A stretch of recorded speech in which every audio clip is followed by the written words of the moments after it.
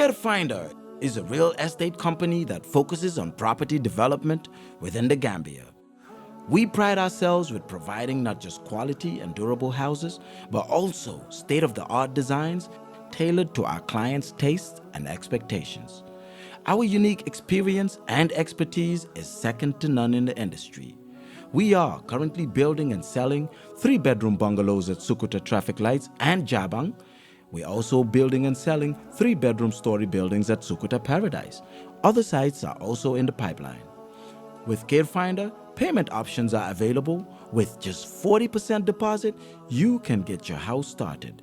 For more information, contact us on 329-5188, 727-0049, 709-8418. You can also check us out on Facebook and Instagram at CareFinder.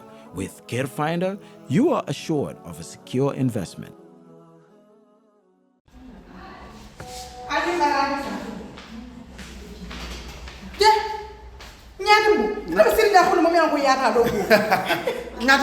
Nyatimbo ntemu APS leti. Ndemu APS leti. APS Gambia lemu APS ti. Katun APS is 100% Gambian. Bari nyatimbo ete kufuri mbala kentala di. Ke nyatimbo ntali taba futu wola. At least ya fonte ko APS min kullo balbiji. Imo fon fonya fon ka fonyo ko ibinado ibodo ko APS jam fane mo fana fonya nyatimbo. Yo min fo enta sija. Ndanga moyro ko APS wallet isa kodo kino.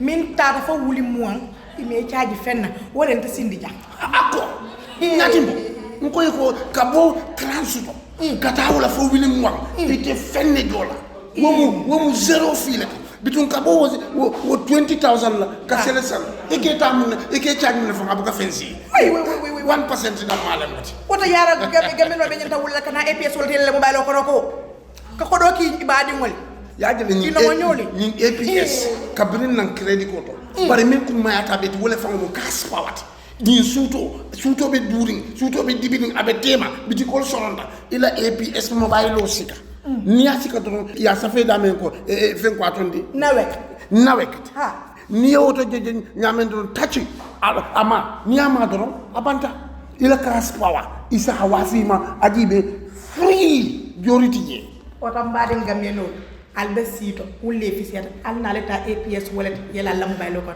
APS wallet nyaata doro barin kodo nim fata do so kon to dañu be fo no le mol ñala jam nim fata do so kon ba fo le basi ti jembita ndori gi sajede kadu sa APS 100% namuti APS 100% APS Gambia 100%.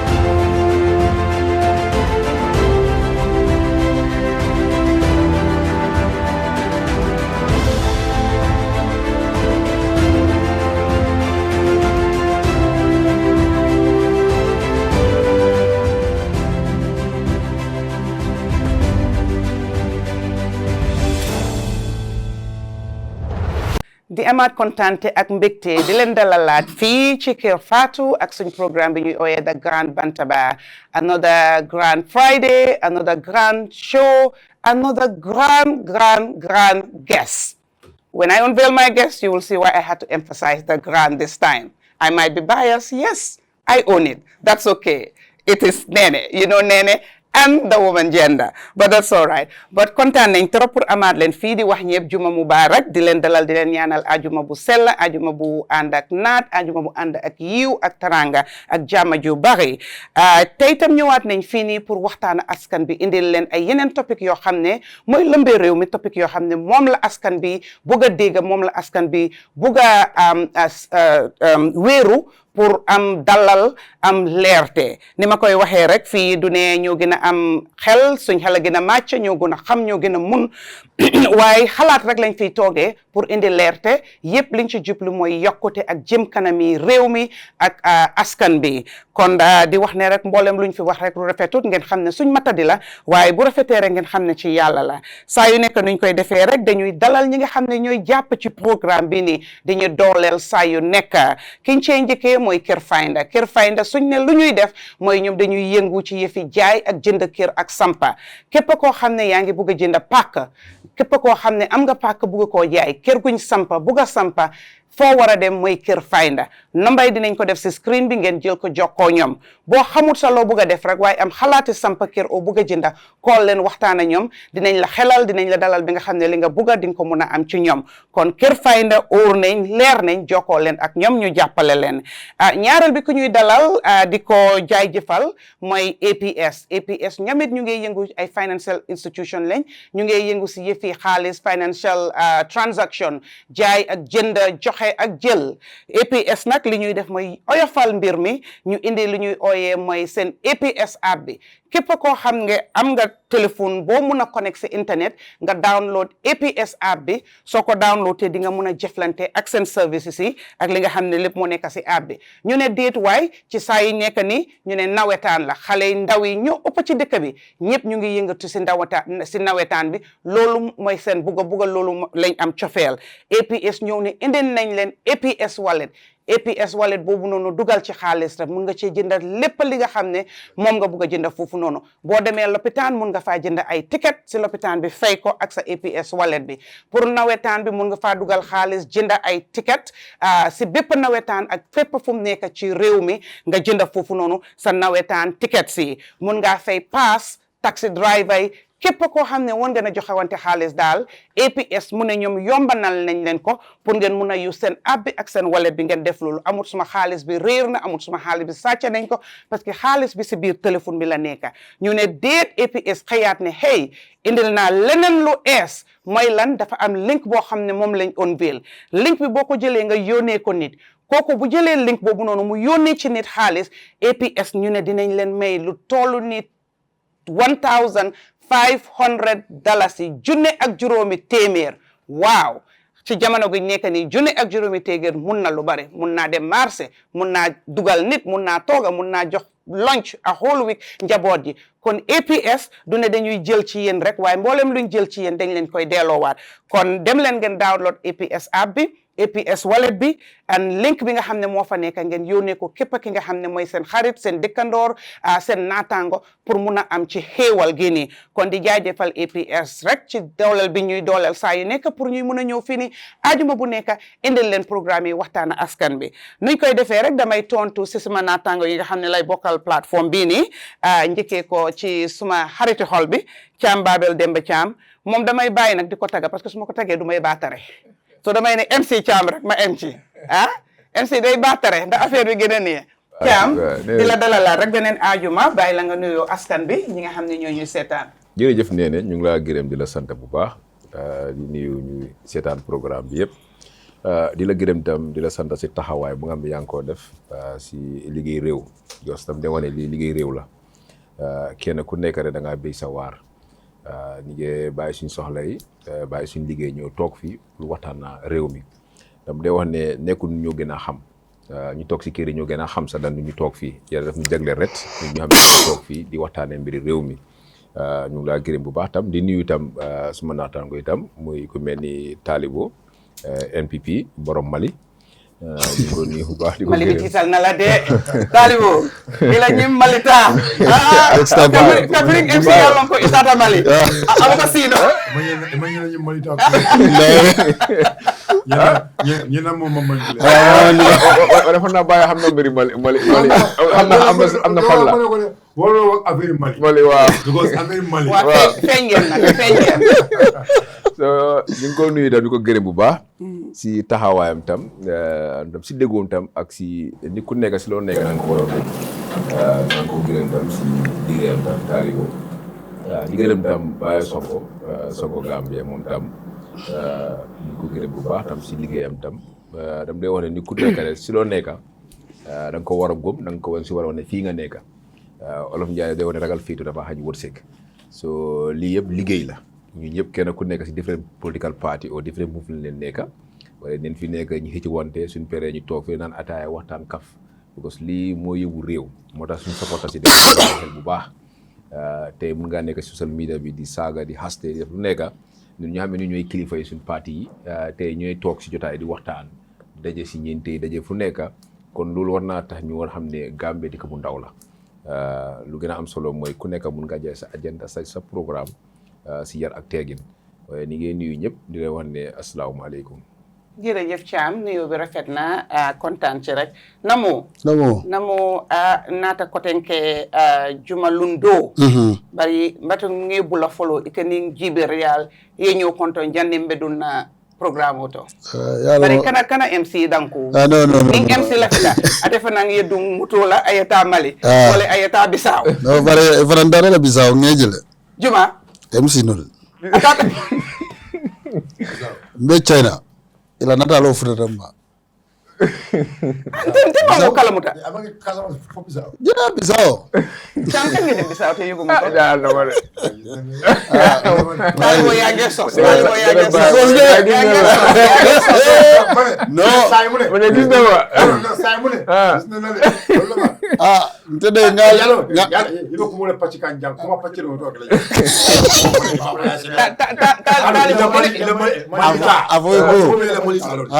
bara foye ko e jumo sali dame nte fana nga jelon talibo ite ni mole ñu konta oto mbe China e jumo sali dula doleto ibe boka jumo to be wafka natalo ke pat talibo No, bongo salam ro la. okay talibo ite mole ñu konta so mbe jiber lal be kontunda yo ndel non la affaire soto mbe tembo men do sainte alkan jibe mbal kontuna kaltentu kala time be wes kamol jibe kuti mi yalon ko akumbata bake men ka kere fatu nyin ka folo men be Gambia men be Gambia bantala fonsa fale dron ala baraka parce que atolle fanan kan jibe atolle kan nakuma kan fanan tenten kuti mi yalon ko akumbata me sularal fanan na kachala mi yalon ko asi banko sambano nyato men yalon ko atakela kaja firoti atakela nyo nenoti atakela nyo batandoti bare be nyo karandlale ikole nyo karando bare ma fo nyo korindo ɓe ñoo kacandlale fo nga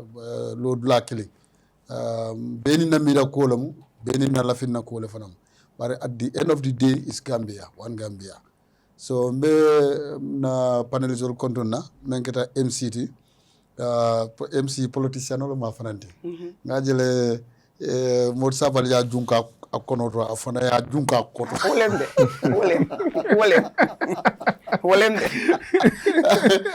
ñoo huru haral last week social media ñin dudale bage so be sabayo fanan kontona bar bayo ni style kutore na yalo nga fale politicom style ole bayo ni ngaram bubol ni kombe siri ngay bayo je ay buko muta pepa babulo garam bubo bunda ko ñu style na da sa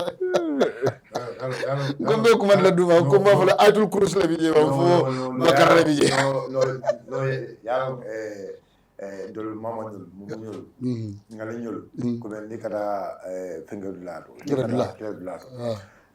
eka nga basi ba no ñu meke ya do ko umta ko ma sa do ko ñi wala ma sa do ko ñi wala manke be fara konton la baake ke konton ke tentu live fana manna bare ngamira kole akole amuta dron amannano so men be kan jibe dron bal konton na kal tentu ka na cameramanul anin na programme coordinator lu mo be ke be konton ke tentu because it la ka do ko nyin kan nyandi abaraka talibo konton do nyi nyata akumma yata le baake bayo tifanang be bismillah la Grand Bantaba ñi jumalungo mbe bulala iteneng juber la li ñoo konton jandi mbe don programme to. Yeah, thank you so much. Abraga bake Neneh for giving me time pour ni mole ñoo konton. Comme ya fa ñami arjuma kana jande ni mole kacha comme MC ya fa ñami manga comment to le yalo mo beti. Melbe soko na skeno wala fon long wara tan tolde ba ala en to lamanta be. Kana jang arjuma kad yam banko mole. It's an opportunity. Me ya lon ko manga opportunity dindi. For that being the case, be far to content me ya lonko, at left time in palaso. So me ya lonko ayala palaso in nole. Nyaye be until we have the opportunity every week. People always want to be part of this show. But I think a permanent member solely to be in this show to talk to Gambians. Or opportunity in Atlo Dina Mbatentula, another staff should move Kasa Charles, everyone million come to the indicate part to here. Ben a panelist soul content and a co-panelist soul. MC is Talawaya for Jami is a politician. Is ready for the politics. Political ni paretala. And you must be thick-skinned. You understand ko base tarano jela. But at the end of it, na itara jefanong yamandu wala kumata back. Understand? Because at the end of it, coming from we can argue, we can agree, we can disagree. But at the end of it, don't be back in the although issues will come and we will discuss about those issues, but that doesn't mean we are enemies. So may MC content back for that. Understanding is always, among us. We are all families. Neneh is the host of the program. She's a sister. In the show, back on the back. Talibo, MC. I Talibo phone the MC la. Kadi group ko Mali. I need to go Mali no. Last time it Mali. No coma Malijan. But election Tamali. No Taliban MCM for Mo bese ta Malino, mo bese ta Malino, mo bese ta Mauritania. Next week no alter no bar ngal fana nadlalon go next week Ngana kumo sending kam pareta altola. Next week Talibo atata Mali MC ko alfantara zalo the next week Africos. No problem. Aliye menul sotoji alba be nati la Gambia kono. Problem tiji. Gambia yeta ni atol rok. Tol wole yen to tula. Anyway, jërë ngeen jëf di leen wax jaajëf rek si nuyoo bu rafet boobu noonu ak saafu wante ak ñi nga xam ne ñoo ñuy seetaan li ñuy def rek fu ñu nekk nii rek mooy ni ma ko waxee fanaa ñeneenti grand laa waxoon grand guest unveilal leen rek guest bi nga xam ne lañ am tey li tax ma am ci kontaante bu mag a mag mooy ne yéen mi ñuy toppa saa yu nekk xam ngeen ne pour am jigéen ñëw ci programme bi nii daf dee nekk lu métti pour ñun dune du ñuy ut waaye am leen moo dee jafe daal for one reason or the other so saa yu ma amee jigéen ñëw toog fii pour waxtaan ak ñun man daf ma dee nekkal kontaante te daf may yokk mbégte lu bari lay def ci man and li may won rek mooy ne man it li may def du man keena ñu bari ñu ngi ci te dafay dooleel tamit so moo tax ma am kontaante gu mag a so tey suñ grand guest bi is somebody that is a household name Boubacar Fo Nyame a Toba Mabo amanke politikoti bari Gambia doku kloti banko doku koti atoma mabo amanke bojo exactly whatever that means you know right bojo amanke bojo yeah understand exactly nana bojo small Bojo like a nobody. Nobody. So he said, Amanke, he's not a nobody. Exactly. So King fi am tay mu doon jigéen gu xarañ jigéen gu bugg a réew jigéen guy liggéey ci réew jigéen guy dooleel askan bi jigéen gu fonkandaw ak askani Gambia. Quite often nit ñi dañ dee toog naan I'm not into politics. I don't like politics. But we need to understand that whether you are in politics or not, you are impacted politically by what politicians do. So if you want a better Gambia, if you want development, if you want people to become better and independent and live in dignity, you have to be part of what, the things that take care of, the people, and that has to do with politics. So today we're very happy to have the formidable, the brave, the beautiful, the talented, the fearless, bold, the Neneh Cheyassin Secka Kebe, right? The running mate of the Golden presidential candidate, aspirant of the Golden Era Party. Neneh, ma bàyyi la nga nuyu ak askan bi balaa ñoo dugg ci programme bi. Party movement. Well, I know IEC make a caution. Yeah. Movement, yeah. It will be important. Well, that's IEC. We're going to use whatever term we want to use. And I'm going to be saying the Golden Era Party on my show. Let the IEC write to me. I wish you guys get registered, but as of now, it's a movement. It's a movement, yeah. I think the registration will happen. We've done everything we need to do. Yeah. So it's just a matter of time. You cannot keep movement from happening or party from happening. It will happen. Yeah. For everyone, not just us, for everyone who's trying to run. Definitely. Anyway, my name is Neneh Cheyassin Secka. I am the daughter of Pap Cheyassin Secka. I'm a Gambian. I'm a wife. I'm a mother. I'm a philanthropist. What else am I? An entrepreneur. You have businesses, right? Yes, I'm an entrepreneur. Yeah. That's the part that I forget because it's my business in America. So that's the part that I forget. Yes, but I am a business owner. Okay. Yes. Okay. Thank you very much, Neneh. Ni ma ko waxee rek kontaante ku mag la pour am la fi nii tey. Du dee yomba ñu am jigéen mu ñëw ci plateforme bi.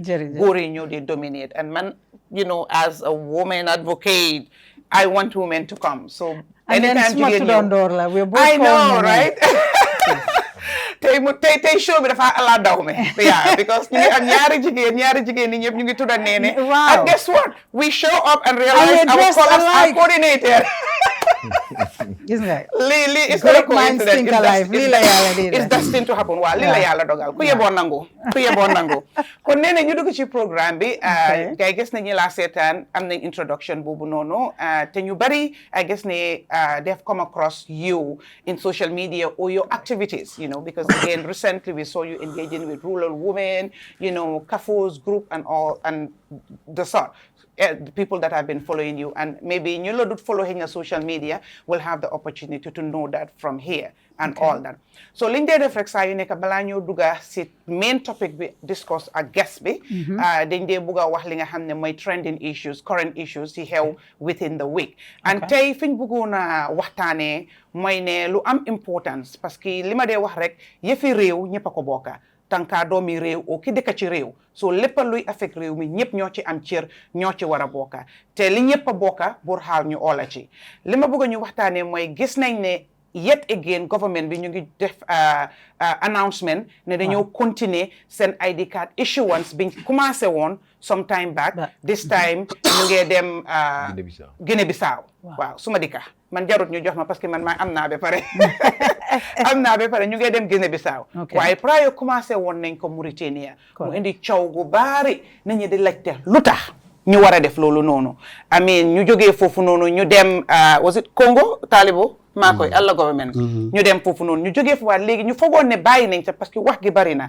critics yi opposition bi advocates yi activists yi ñëpp daal ñu ci bari dañ fiil ne jarut ñuy def loolu noonu parce que dañ gis lii ñuul ci sow mi waaw ñu gis ne ñëwaat nañ ne ñu ngee demaat Bissau yow dégga loolu noonu lan mooy si sa gis-gis si loolu noonu ndax war na pour ñu génn dem na ñu ngay joxe ay ID card not passport not birth certificate but ID card lañ nekk di joxe. So loolu mooy suma question bi lu tax joxuñ passport su fekkee ne dañ bugga ñun ñëpp am suñu ID card bi dañ bugga parce que ñooñu sometimes ñu dee dem back way duñ dee am IDs duñ dee am passport lu tax joxuñ leen passport parce que xam nga lu tax joxuñ leen passport bala ngaa am passport da nga war a am birth certificate pour prove ne yow yaay Gambian so dafa gën a easy pour ñu jox ID cards ba pare naka lañ xamee ne ID cards bi the people that you giving it to are actual Gambians how do you control that naka nga control loolu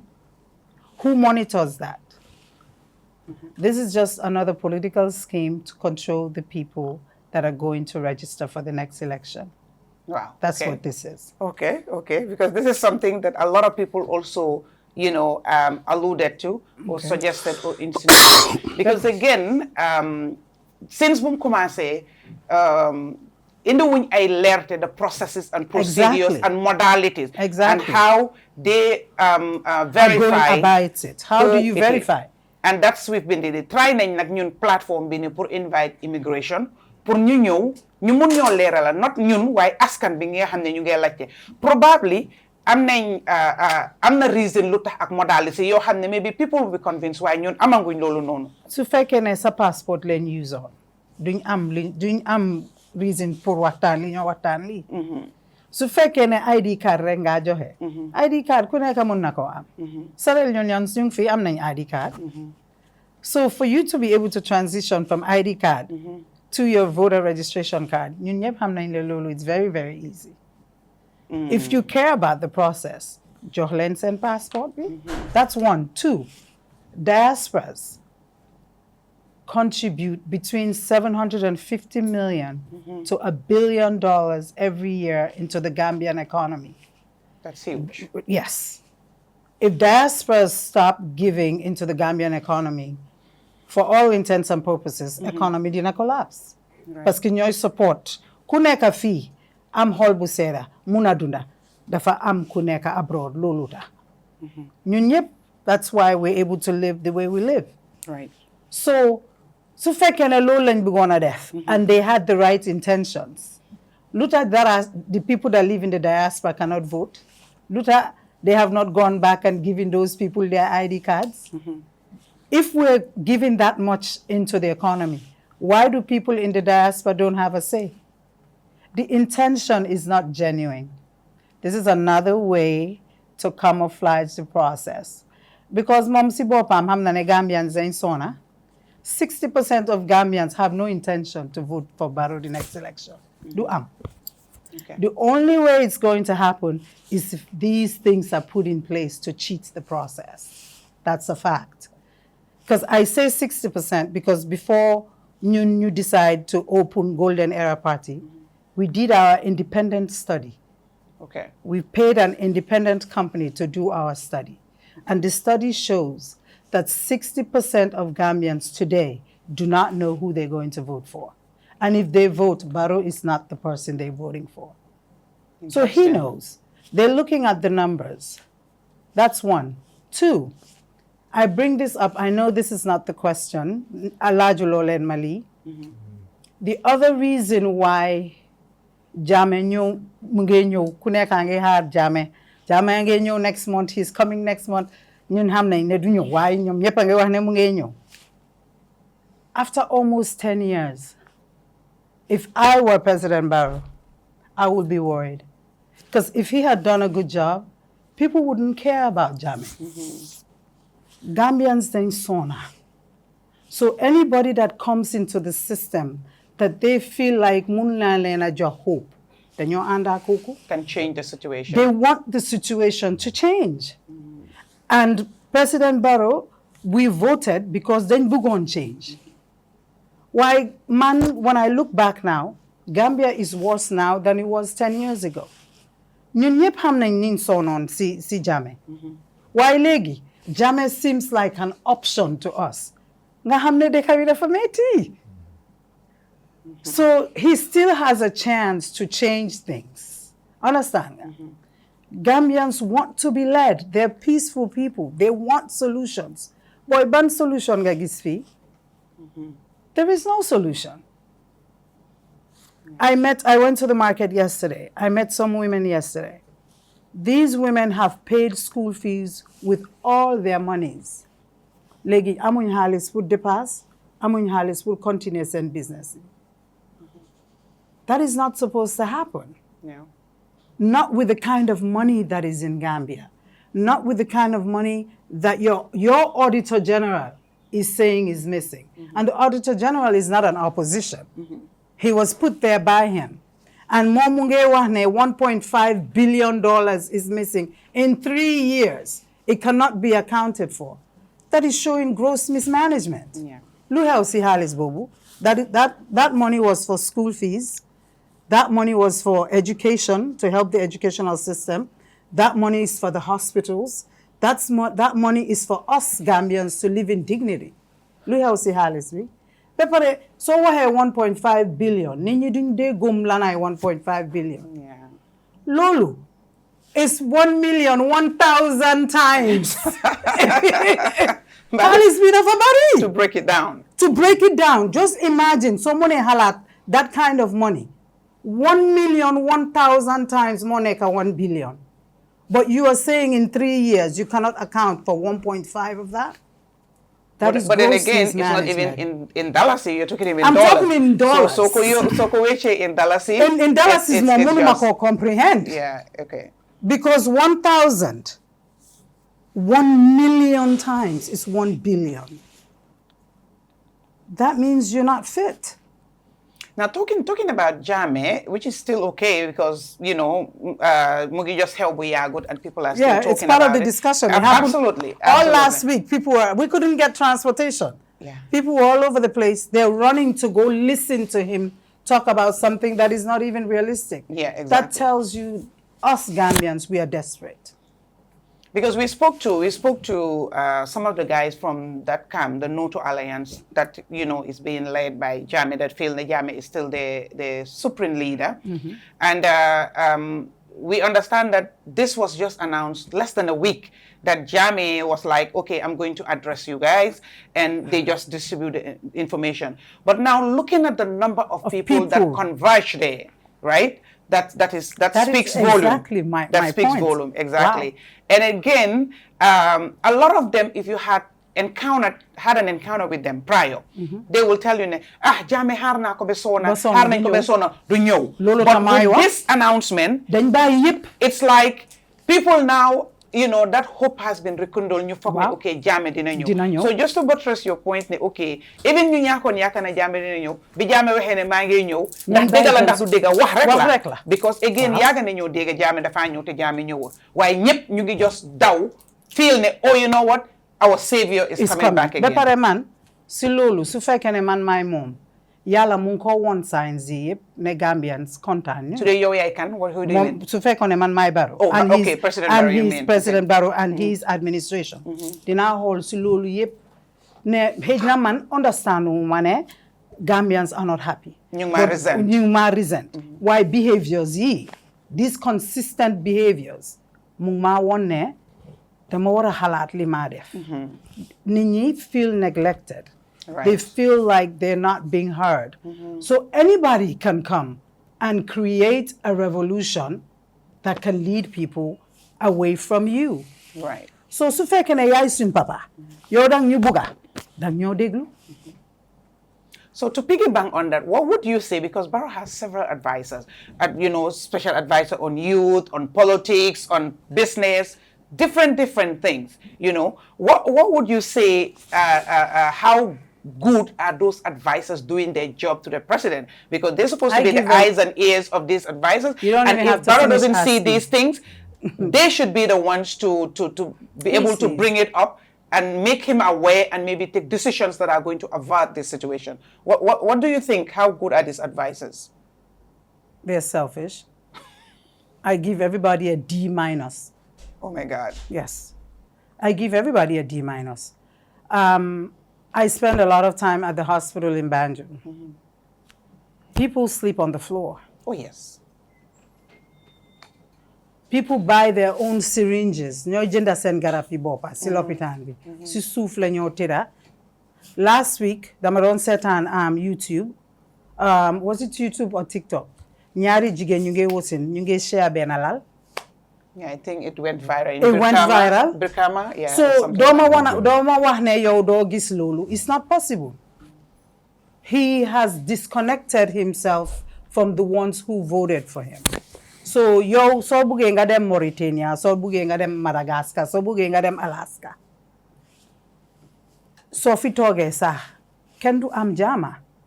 Parce que dañ sona. But for me, one person cannot make the difference. It's a collective. It's a collective effort. What I also notice, when things don't affect people directly, they don't care. Because you have disassociated yourself from it. So you're amuloo mbokk ku mënut a fay school fees so yow faarewuloo loolu so I think having these conversations you nekk fii di waxtaan it humanizes us because I could have easily come to Gambia I am that 5% or that 10% loolu is none of my business mun naa dunda fii ba dem suma feebare dinaa dugga plane ma ñibbi why when you see people you love and people that work for you and people that you're surrounded by are affected by it Right. you have to think differently like Right. one of the ladies that work for me she started working for me 3 years ago léegi suma doom la sax am na doom the last 3 years 3 times dafa dem ba 7 months doom mujju doom bi gaañu why don't we have incubators in Gambia Why still bad la dene waaw déedéet dafa jur xale bi téye ko nii ba xale bi gaañu we don't have respiratory machines. We don't have respiratory systems. So these are things that have affected people that I love, that I care about. That's why I'm sitting here. Those children didn't have to die. Do you know that every 1,000 babies born in Gambia, 300 of them die? Right. 30% of every baby born in Gambia dies. But we're able to spend $1.5 billion that we cannot account for. We deserve better. Right. We deserve better. We And deserve us better. as a people have to demand better. It has nothing to do with you being Wolof, Gewil, Serial. Or not. It has everything to do with the fact that we are human beings. And halis bi mumfi. I'm not halis bi. I agree. So, luñ wara def pour ñu déglu ñu. It's very, very frustrating, especially for someone like me, looking on the outside, looking in. And for her to say to me, Auntie Neneh, dama jud suma doom bi, xam naa ne dina dee de. Parce que nim moo nokki woon sax, xamoon naa ne dafa needoon a machine. Mu ne waaye noonu laa ko téye ba mu gaañ. And the machine was not available. There is no machine. Do you have a NICU unit in Banjul? They did. I don't know about it. So these are human things that are happening that I don't even know why Gambians, we're not angry, why we're not talking about it more, why we're not educating each other more, so we can hold our leaders accountable. Then so now. I agree. Dina delluwaat si yow we need better and definitely we need to demand better. While li ma def rek dana allow suma panelists yi ñu just gives their take on this ID card thing. I know we've discussed it over and over, but it needs it's to a be talked continuous about. thing and we're going to continue to discuss it because Wow. we need to sensitize the populace, the people to understand what is happening. Cham, yow gis nga ne naka lañ ko waxatee affaire bi mu ngi continuer waat léegi ñu ngi dem beneen dëkka comme niñ ko waxee woon rek si yeneen dëkkay lan mooy sa gis-gis ci dëkk bu ees bi nga xam ne moom la gaay di demaat nii. jërëjëf Neneh maa ngi gërëm suma sista bu baax moom suma jabar xaritam la muy Danso. Démé maa waa suma jabar ma ne ko moom la ñu war a am mu ne ma kooku jigéen ñi Danso la kon Danso Secka Waaw suma sekkeen la. Awesome. Awesome. kon laa nuyu bu baax di la welcome si political arena bi. Fii dafa jafe trop pour ñu am jigéen mu ñëw toog fii waaw som daa xam nga toog bi dafa xaw a tàng tuuti waaw am na benn jigéen bi moom bëgg na isi fii mu ne ma déedéet man taalibo moom du ma tooga taalibo ma ne ko ñu war de taalibo mun nañ koo xam ne mu ne ma déedéet mbiri taalibo moom bokkuma si waaw mu ne ma su ma ñëwee damaa xeexal taalibo fu ñu ma poñe taalibo ok ne taalibo bi tam a ngi fii du ko seetaan nga poñe ko ana moo garab da foog naa nte woon sonn na de je na yem poñe ni nga poñe waaw daf day jafe trop pour jigéen ñi ñu war a ñëw toog pour ñu waxtaan and lii ñëpp a ko war a encourage so ñu ngi la welcome bu baax si politique bi daf day métti trop pour jigéen dugg si politique yi Afrique il faut nga fara sa noppa itam nga focus xam fooy jublu dafa métti yàlla def nun yàgg nañ si politique bi xam ne naka la métti xasuma nun góor yi sax dañ dee caalit xasuma jigéen ñi nga xam ne suñu yaayi leen loo fi wax yëpp dafa set and foog naa ne yaa ngi xam nga problème ni Gambia because yaa ngi wax politique ak programme si ak tolluwaayu réew mi ak coono bu nekk si réew mi si marché yi si lapitaan yi and loolu laa yàgg a wax fii ne liggéey réew tali baax na birit baax na kenn waxut baaxut bon moo gën a yomb si liggéey nguur soo léegi nguur a ngee dem lu si ëpp mooy si économie bi si wàllu health sector bi si développement soo xoolee léegi démb rek am na ko mën a waxal benn waaye mu ne léegi CFA la gaa day léegi da nga am CFA ñëw si marché Gambia nga fay CFA. waaw démb benn waaye wax na ma ko démb mu ngi si marché bi mu ne ma yéen opposition di politicien di nekk di bàyyi xel ne léegi CFA bi la gaa nekk di gën di jaay naka ñu ko waxee di fay si marché bi. pour fay. pour nga jënd bagage léegi. CFA parce ngay que joxe bëgguñoo change suñ change xaalis bi daf dee daanu. démb am na ku ma ko wax bu ngay jaay dafay jaay piis si marché bi. daf ma ko mu ne waaw mu ne ma léegi CFA la gaa day jël léegi ñëw si marché Gambia. lu nga xam ne loolu mu ne ma yéen nekku leen di xool loolu opposition bi nekku leen di wax loolu dafa mel ne suñ dalasi bi mu ngi gën a dem daaw an kon mbiri économie war nañ ko mën a xoolaat suñ ñëwee si mbiri ID card bi man yaaga naa ko wax ne Gambie yi nekk si biti soxlawul ID card luñ soxla mooy passeport waaw because ID card locally fii la biir Gambie fii la ID card birth certificate voters card waaye tey soo bëggee ne nekk si biti loo soxla mooy da nga soxla passeport te si nekkee yaa ngi isu ID card Gambie si nekk si biti ñen ñoo ko supervise ñen ñoo fa nekk immigration moo dem foofu toog si ambassadeur ñu leen employé government leen employé whether council la whatever government ndawi government bi la ñoom ñoo fa nekk si government bi so ñoom ñooy xool ku leen nañ jox ko ID card parce que automatique soo amee ID card rek mën nga am voters card kenn mënu laa stop loolu waaw no méthode ID bu gaa yi ba yóbbu la ba jox leen ID card mën nañ jëlaat gars yi isi leen bu ko Guinée Bissau Mauritanie pour nga isi leen fii lu yomba la pour ñu am waaw bul soppaale ñu eewu suba ñu ne Sénégal tam ñu ngi dem Sénégal bu ko léegi Guinée Bissau suñu yëgee ñu mujj dem Sénégal so dama gëm ne lu taxawoon comme loo ko waxee nee ne lu doon xees si nguuri jàmmi ba tey loolu mu ngi continuer dafa miin ne Yaya Jammeh rek mu fi génn wax naa ko fi ay yoon ne nun régime change bi sax ak système change bi ñu wax sax amun ko keneen moo génn mooy Jammeh rek moo génn waaye système ba léegi mu nekk di continuer and réew il faut ñu xoolaat si gannaaw soo xoolee xale yaa ngi dee si bagwe bi and loolu bokkoon na lu taxoon ñu génne fi Yaya Jammeh waxoon ne Yaya Jammeh xam nga policier bi baaxut mënut a amee réew mi xale yi frustré neen jaxasoo neen daw neen soo sauvé boo wax noonu tam mooy dëgga because soo demee si dëkk bi léegi ñëpp frustré neen fu mu nekk nii nu baroon a amee réew mi because réew doo ko amee si gaaruwaale defante wane maay président lu ma neex naa ko def because nu mu yaakaar da nga faa génn am na ko fa nekkoon balaa yow am na kenn ko fa nekkoon balaa kooku soo ku gën a am doole am lu nekk soo kooku doole mu amoon sax mu amut ko so par exemple ak buggeel bu nga xam ne kooku am na ko wax ngeen ko fi APRC xoolal Jammeh within 3 or 2 days def benn audio rek uy si leen ma kanilaay parce que ñoom yaa jëm di yónnee gars yi xaalis de ñooy fay seen dépasse dem man xam naa gars yi bu baax yaa jëm lañ transit lañ ko jox ñoom ñooy génne seen xaalis fay seen gile seen maalo yi fa gars yi tooga seen man ne ñëpp seen xaalis la waaw doo gis kenn ko xam ne Yaya Jammeh wax na ne man maa ngi yónnee du yónnee dara la ko yónnee gars yi zéro xëy na bu doon den mën ngaa wax Yaya Jammeh dina génne ko xam nañ ne he is a good spender waaye right now dama leen laaj man liggéey naa right now moom dama leen laaj ñu ne ñoom seen xaalis la waaye dañ bugg a déggal li moo non man liggéey naa ñoom 21 days fanaan naa ñoom si àlla xam naa lu ngay dundee soo àndee ñoom politics ñoom bëggun xam néeg duñ la ko laaj fu ñu fanaan duñ la ko laaj ñoom basan leen am lal si biti tëdda suñ eewoo su fajar teg seen ataaya ñoom jeexal leen si duñ la sonal so kon tey immigration peut-être lu ngay def commission directeur bi mu ngi def lu nga xam ne lu garaaw la yow waxu la ne loi moo la wax ne moo la jot doole pour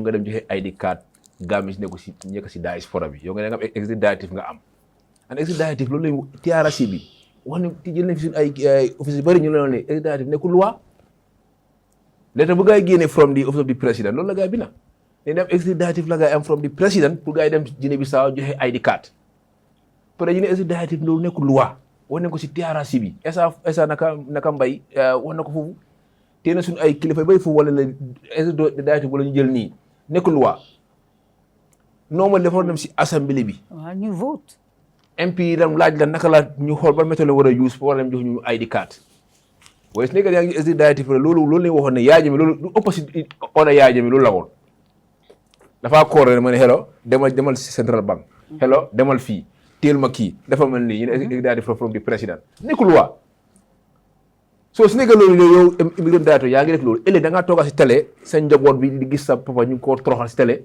di ko def lu ko lu nekka gàcce boobu dafa garaaw pe lu mu yaga nguur dafa génn président bi su la ko waxee nga ne ko président nañ dem li nañ ko jaarale si loolu ministre of interior nga ne ko ministre bi yow yaay suma boss de bon foog naa lii du best thing moo def mooy nañ ko jaarale si néegi député yi wala games bu nga xam ne mu ngi si biti bugg a ID card na ñëw si biir dëkk bi fii ut ID card mu toppa jiw process bi wala su nekkee li leen bugg a demee man dama gëm ne ñoom Bayo Sonko génneen fii def nañ protest fii si loolu fekk tey maa ngi China gars yi maaj nañ dem ba immigré naka fii naka si Election House wan ne lii dafa war a stop bon ada bi amul dara lu nga xam ne génn ba tey sax mu ne dégg la kii wax na ko taalibu mu ne yàlla ka jëlele sa wato ni MC yafo ñoom Bayo ñëwul itol ya understand no, but it's funny. What I'm trying to tease them because they're in the same party. So when they sit here, they defend the same agenda. But now they different camps. So man notice now. When each of them speak, they say they. But you guys are the they from the before. So for me, it's really always funny. But with this statement, man maa ngi ko China. Even he's in Gambia. MC Wamane protest moom bokku ci protest. Not even protest. Wait, Bayo. Even if MC was not in a country, but even if MC was not in a country, but in the same party with you, MC will be saying, "Nyum protest on nañ, nyum gain on nañ." You don't have to be there physically, but you are part of it, whether you are there. But then, exactly, despite not being in a country, exactly, you're not in the same camp, so definitely he will say nyum. Anyway, continue. So non Bayo génn fii def protest bu am doole ñi génne nen wane ne dégg lii dafa war a stop and loolu genuine cause la because lu gaa génne pour protest loolu man nangu naa ko because kayiti Gambie dañ ko war a protect bu baax suñ documents yi waaw so Talibo sax moom tam foog naa waxoon na si xelaat boobu fii last time mu ngi ko discourse fii so dama gëm ne Talibo am na lu mu wax mu ne président Barrow lu UDP wax ne déedéet dafa ne waaw kër mu waxee ne président Barrow war ngaa bàyyi xel Talibo support ko ni mu ne ma déedéet bu ko wax de yow UDP nga bul wax loolu soo ko waxee rek du ma ko am waaw mu ne parce que lu UDP wax rek président Barrow ko def waaw keroog fii maa ngi ko fàttaliku sa noonu waaw advisor bul nangu so waaye sax noonu mu ne la advice bu baax de. mun na laa jox advice bu baax de. non sax noonu. ba pare mun na la advice bu baax de. sax mënut a nekk sax. nga nekku sax noonu sax. Gambian politics. xaaral dinaa ñëw si yow. nekku sax noonu de. fu nga toog nii dinaa ñëw si yow. non nekku sax noonu de. Talibo.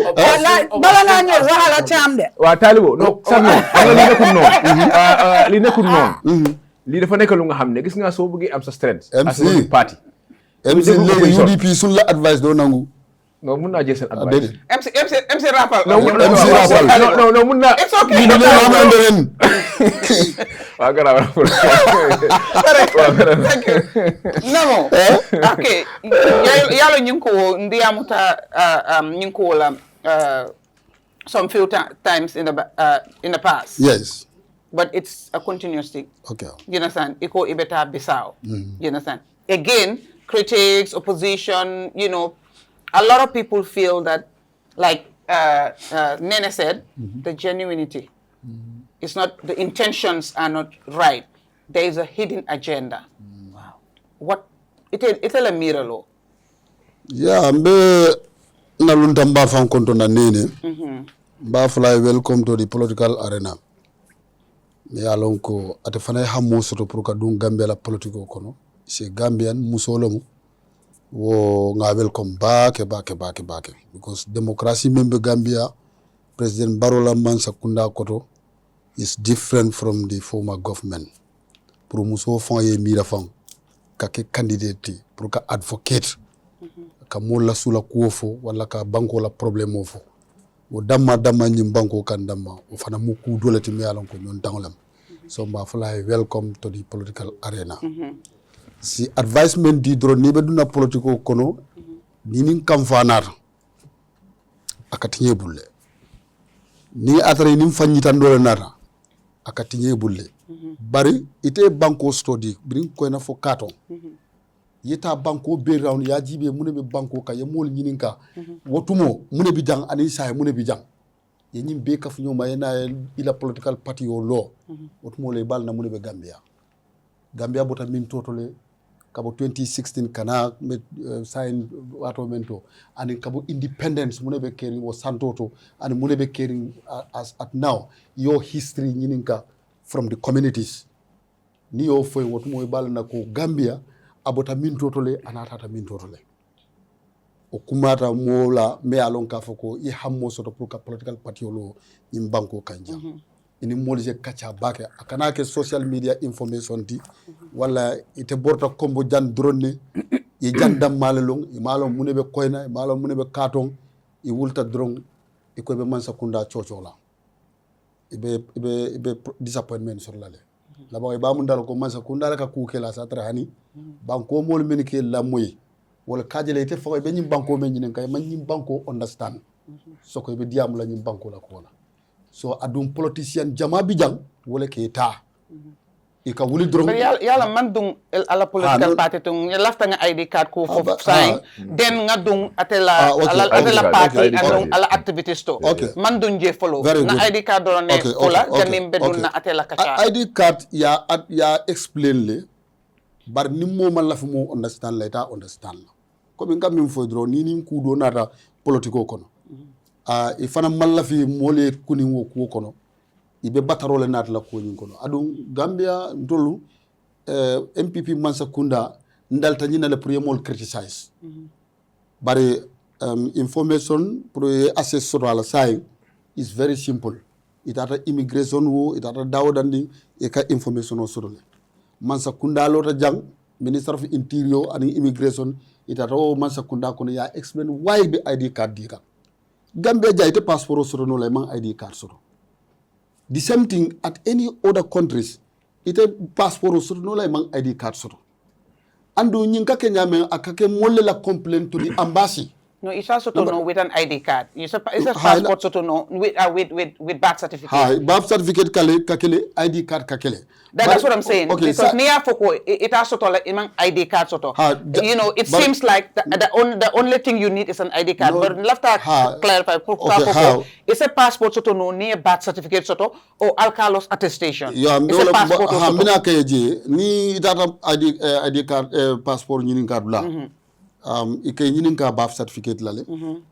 ila wulula la ID card iko presently yena la ka foko eteni bani fa be wuluta janni wala ila wulula dol bi je wala wuluta janni te fan if you're a first timer yes so if you're looking for it for the first time yes for the first time yeah exactly so ya understand yo bari ntol la tama nyaabe nyame nyim banko kan wato dol mo ka wulla kata fa away anin kayti bukata because ndebe Mali ikamol muta consulat la bidje na ambassadeur ñi Sénégalais lam aka atele ka ji overseas so ni e muta ka kodo le table because imam ID card soto imam fen soto so ntel nata fo consulat ko ay consulat card ñi introduce ya understand ni tata ji iso soto because ite ID card soto no la tom print je so je ita isu no la je du ni ko moya isu jam fana attaquer no la because la tom print fo etare je so kati nandiko aka mol batandi sate ko no ni polisol benda ni African countries jama bije ni suto la ni polisol benda ye muta ye samba ko de babonde Gambia ka jama yo complain odi bilinte tata ngafo consulat go to the Senegalese embassy yo report o dila ya samba foreign affairs pour jamol si ID card sur no nyaadile isa jite batala ila tama wulo kono andu embassy jamal fana bije i fana yo report wala nati kaje ka fuko fo ID card ye DJ hana manke ID card ye mbaji be kan one media abita kan interview la in France immigration bi be passeport di kam la men ka bonan Italie dol ka bonan Germany ka France ka passeport taji andu ya ndandi ka fo i contantale passport banku juma contre juma in France amambe bake ngaje fenkia that boy men ka abe Europe le baraka TV le babu but ika passport di juma lela yes global ngaje na screen record fa abe mbulo kono mon bije immigration bije be immigration of which country Gambia or Gambian immigration in France issuing passport you understand so ye nyinin kay la happiness la about it they were emphasizing ko afoko nyanta kala junale because it telephone ika problem o sodla so akatu banko diuna bulu membe jang ani membe bantam bele tamu mansa kundati andum be sulato banko la kayto lale so ni ya demand to di embassy ya nati foreign affairs badi la government fana badi la kafo ko wolu ibe batare ne ibe modon bond la jande taji ta kayto dila so bari go be politiko kida faro e modol ta e kafo ko yake politiko le kama bari ital kilon le fana kafo diaspora mu mobe abe manter president barwa bebe opposition side so wonyanta diala opposition le because he left the president you point la so no kayto be di kanji is an advantage to them you understand ma mira kafo ko natare wo be keri oto man sa kundala nyanta silala pro kata kayto di mo la diaspora because opposition can ben claim wolom diaspora is all oppositions you understand so ntelu nga menje ko nyin kono nte mo balino la yela criticism ke bar man sa kunda fana na tamandir bulolu il lefta menna iboke kalle ati diala opposition way bar ntel fana ni opposition fana be même fokan ntel fana ka jele ka fuko opposition yalam tron you understand because MC ka même fo jang passeport ni na ID card ni na karola ID card kumatale pour moi soto dawdandi so na bi je akabe murla na akabe na fo jang pour kana wota mala bata dalati bar nin atre ko man sa kunda sa keno ye mol kije men gana kumbata dore kana mota me alon ko is not a Gambian o kumata bake bar Gambia di ube dawdandi ni atre wo fanang mo dol ko e sa lo nyaade le ko nyimmu Gambian nyimman ke Gambia parce que yemin fo mol ka tamale iman kayti soto right so ni tamata iman kayti soto interview la kake Gambia ko le kata kakato di interview la kake je wala na dum ko say membe kumata je membe kayto izula wala nyanta tilina kaje ko nying ise Gambian ay kayti bondi me alon ko sede kayto lam ya understand because it ta drondro ya fo rombe kayto dila hani fo ye ko a verify le comme jangi ka kenya men ibake no la je fana wonyale fo ye interview ya explain how do you come to that country sai hanin kabi iko mol me banta leka commandero ko ka fay ko bebatare jang lafta kaytola or whatever how do you reconcile that the same way menul membe banta the same people you're giving the ID card I bet you they don't have voters card but you're telling them I cannot give you a voters card because you are outside of the country you have to come in the Gambia for us to issue you a voters card but then you are able to go meet them where they are and give them an ID card how do you reconcile that yalo membe je wala ndiko voters card wolum ka carte o fayje bar ID card amanke carte fay kuti ya understand so ita niaje itel ko multi carte o fay no la outside it involve many things ibe tala be ID card dilela ye boje ko ita voters card dila ye pulling agent tol londi je ko take ye counting agent tol londi je ko take o be ko dolati so walat na di ko imam fit sort of follow pour ko ke bar yaje ni ID card men fana bekki kan abe di kan o fana sa encourage no le next election asikeno jele because mo jamabe ID card sot la je mo bebe jamabe passport sot la jele so mo du ko kundin domandin ite ka mbira nyame ni dun man sakunda kuna buka ke wonya ni be outside ite be membe perena ni te dun man sakunda kono ibe ku dole tarla je me alon ka foko o mu ite fana be kala kola akolati okay so nyina mu kuti be alon ka kumata wolat na di Gambian kolu mbe nyoka chan lale moli ye la moy man sakunda fana ye la moy mola barata keno la nyindi ka fo droite wul na dom preket e kon new diatale ndela hakilo nyinje ntemu nyineti ndele be nyim fokanteng mol be wala mutala hani ibe ka fala dron do fana mbete ta cross la nyaado lama so also Taliba, would you agree the frustration sometimes is man sakunda kela kool kelo dorong then nim no man sakunda wala be so man sakunda balamba man bete ya wala be so man sakunda ete kajila ka okay la moy tenga nako mo fo ngam okay ika fo nim mol korita when people are frustrated bayo when people are frustrated what do you nim mol korita aha okay abato dorong ikela kool kele you understand because kabring iba datila amanke ko ye consultation leke mol ma lon ko mol mimbe Mauritanie ye problem also to je you understand maybe ila family members ya long right but banko dingol mango kalamuta the only time we kalamuta is when they went there then people knew about it then there was a lot of frustration there was a lot of criticism a backlash then they now start to explain oh no we are doing it because the people there demanded for it through the consulate or whatever. It is a Seku, whatever. Nakala boy to that. Sehu Marom, Borom Bantabi. No, Sekuba. Whatever. The guy, the UDP, NPP guy, Kokunono.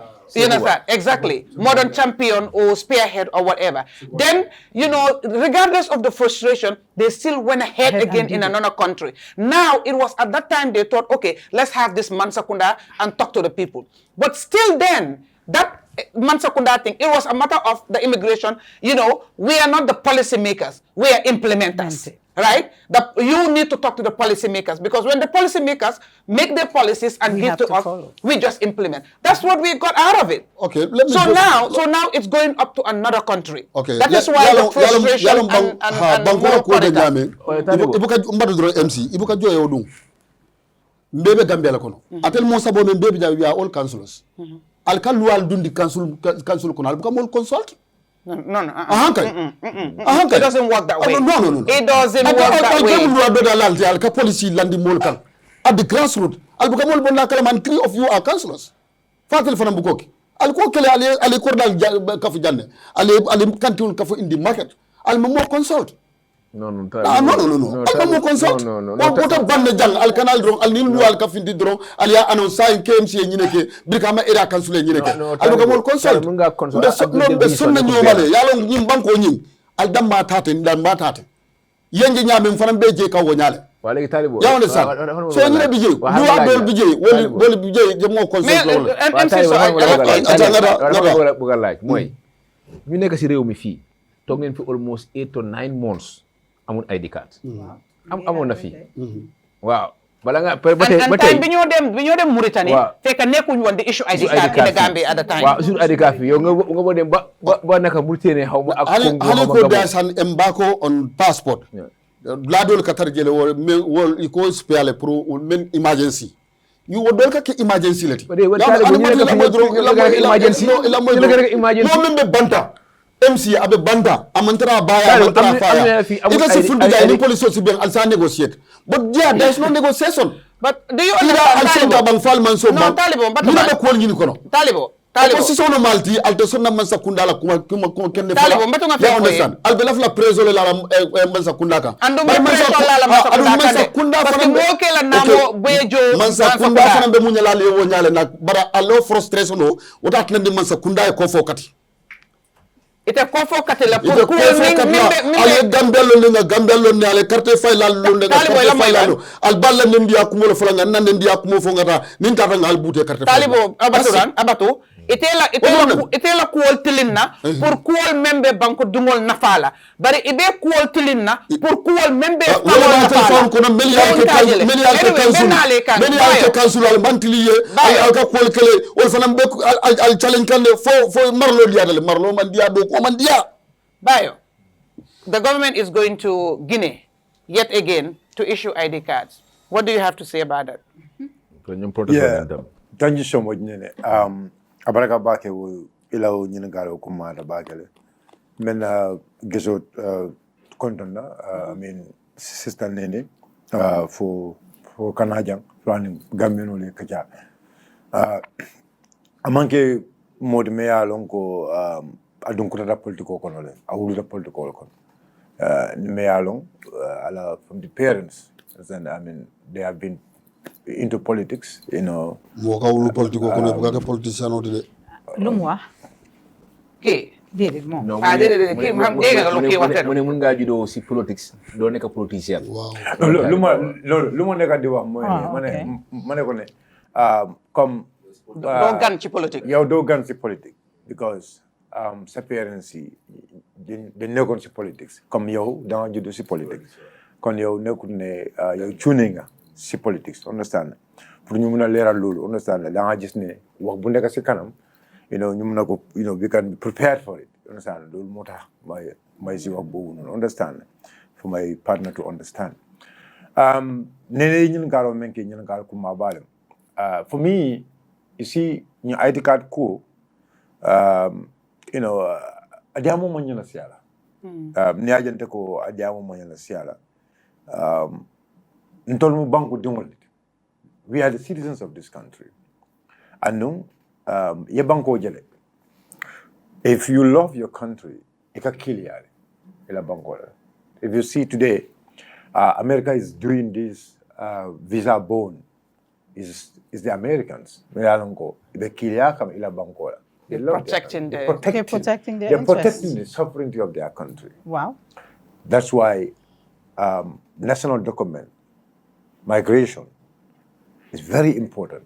Because what people fail to understand, or what this government fails to understand, migrations, it has something to do with the economy.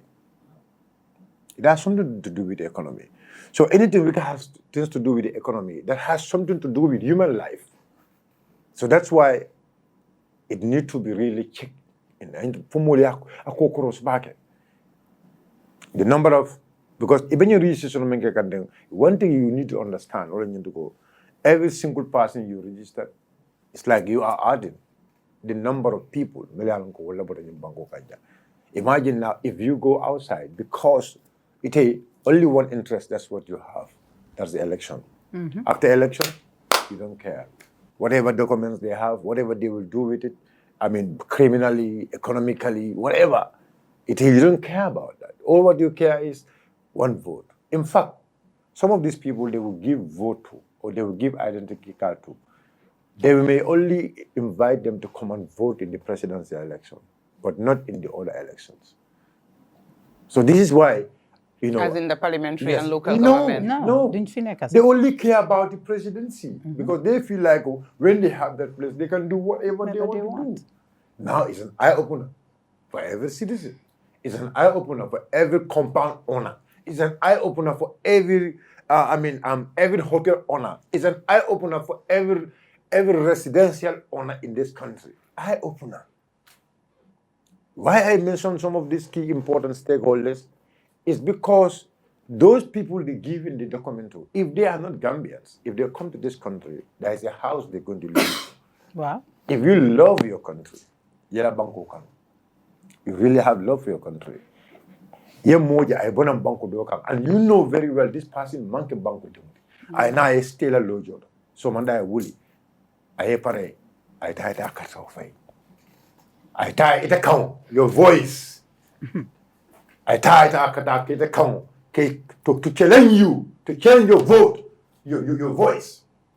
And he is not a Gambian, or she is not a Gambian. You will not have that chance to go to his country or her country And do the same and thing. do the same thing. Wow. So this is why we have to reflect. As citizens of this country, do we really love our country? Are we really patriotic? This is not about President Barrow. This is not about Taliban. This is not about Songo. This is not about UDP. This is not about NPP. But this is about the sovereignty of our country. Look, 2017, 2016, 2017, 2018, that was this Semlex contract. It was signed. We all know Semlex in Minenata. They say biometric passport, biometric identification and others. Do we really understand biometric? Do we really understand biometric? Okay. For example, let's go to Senegal. Look at the system Nyadile Senegal in terms of their national documents. If you, Neneh, even if you are going to Senegal, even if you don't have an ID card, you have to pass through an immigration checkup. Your fingerprint and things have to be taken. Everywhere you go in this world, there's a border control. In Tolabango, we don't have that. But in Tolabango, we signed that. We don't have the system, but we signed it and we're paying for it. That is why the passport went from $1,000 to $3,060. No, it's 5,100. Yo, yange wa 5,000. 3,000. It's 5,000. No, I'm just saying. Gambia Senegal passport be able to outside. I am just saying. Gambia Mali passport be able to outside. I am just saying. No, Mantara Fukam. No, the Bombay Kajandi Kanere. I don't understand when you say Gambians have Malian Gambia passport. kan wuli jalle kata Senegal passport sa ta ka visa so dala kata. Gambia ko kan wuli jalle ko kata Mali. Ka ID card ta. It's illegal. Ngam fo ben gele ta fo kan tel dambale tam no. Hani ngam men fo. Talibo abato exactly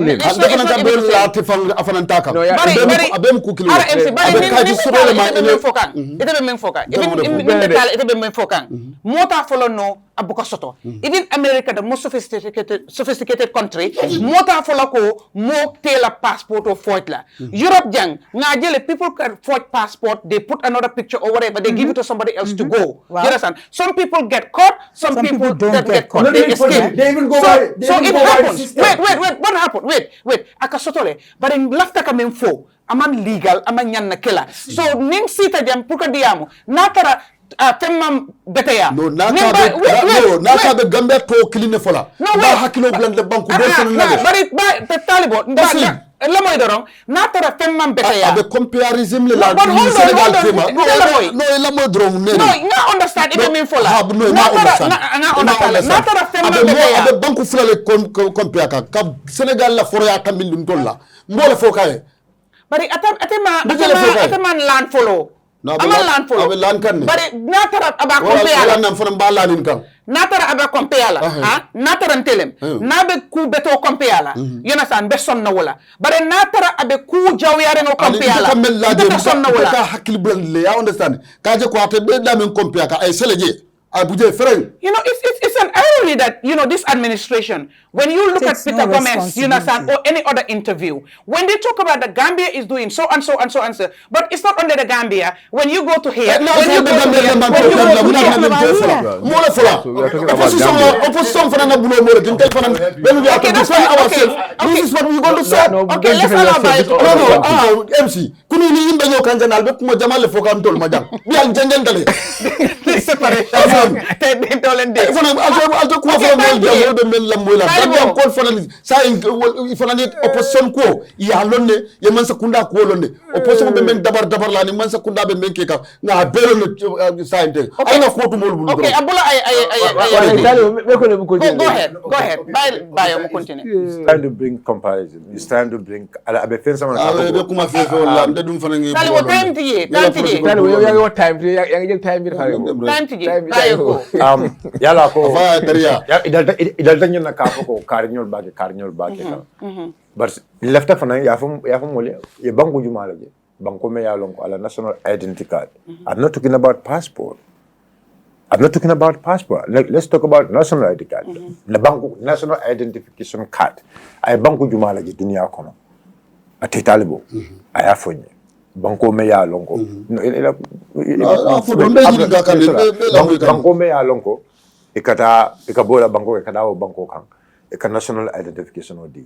I'm not talking about passport because passport, I understand passport o fenet me ya lonko every citizen itamo da dunia dawo doranding as far as itam ila banko la embassy be jele you can able to go to your embassy and request for a passport. No. If I bank jumal jam men ngambela loi ni be muliat e ga yo bank jumal ja fonye ba dal ben tam kan banko la loi la loi fonye loi bon kono député bon kono loi men data je yalla loi ka da député bon do kono an cabinet ko loi da je lafte loi kilim fonye la banko la loi to may right di president barola ala minister ala cabinet may right deal pour yesi ya such kind of executive order di kana bankola sovereignty ta kana bankola kaitota ka di outside country kana official DJ it was of a national identification card left yo loi fana di loi même forum ni cabinet men sika ya samba député bunkoro député bunga sonda so munat na député bung imang tonton but abe fokan député bunkoro wati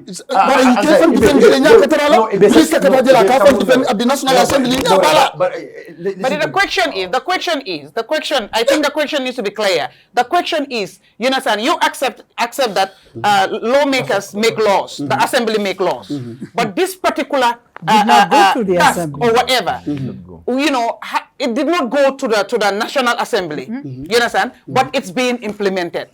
Nin loi bije me alon ka fa benna loi le kono andu nin immigration te ku kala me alon ka ni loi fota nyokoma matter ko that's the issue it will sound as an opposition have the right to sue the immigration to court. But just continue with your submission because we need to move quickly. Why didn't you take this to the court? Thank you. So Neneh, nying passport, identification issuance me about the government have no justification then. They have no justification. It's just that the government knows the election data of this country from 2021. They know the data. They know the election data. And they know that the ghost data you mean announced. They know it. So President Barrow is struggling. You know, one thing people need to understand, if they remember we are ahead of them. We are 5 more ahead of them. Okay.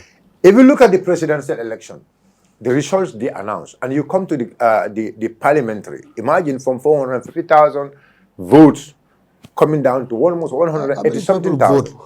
180-something How many people thousand. vote in the parliamentary? Tell ila mo na details te kami diam kami opposition. But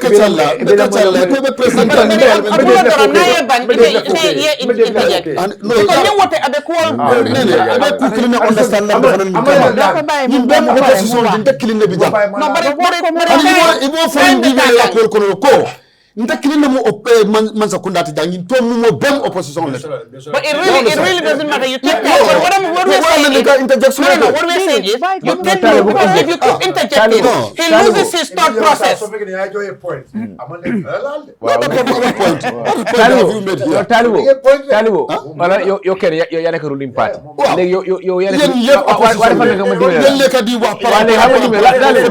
the sake of defense.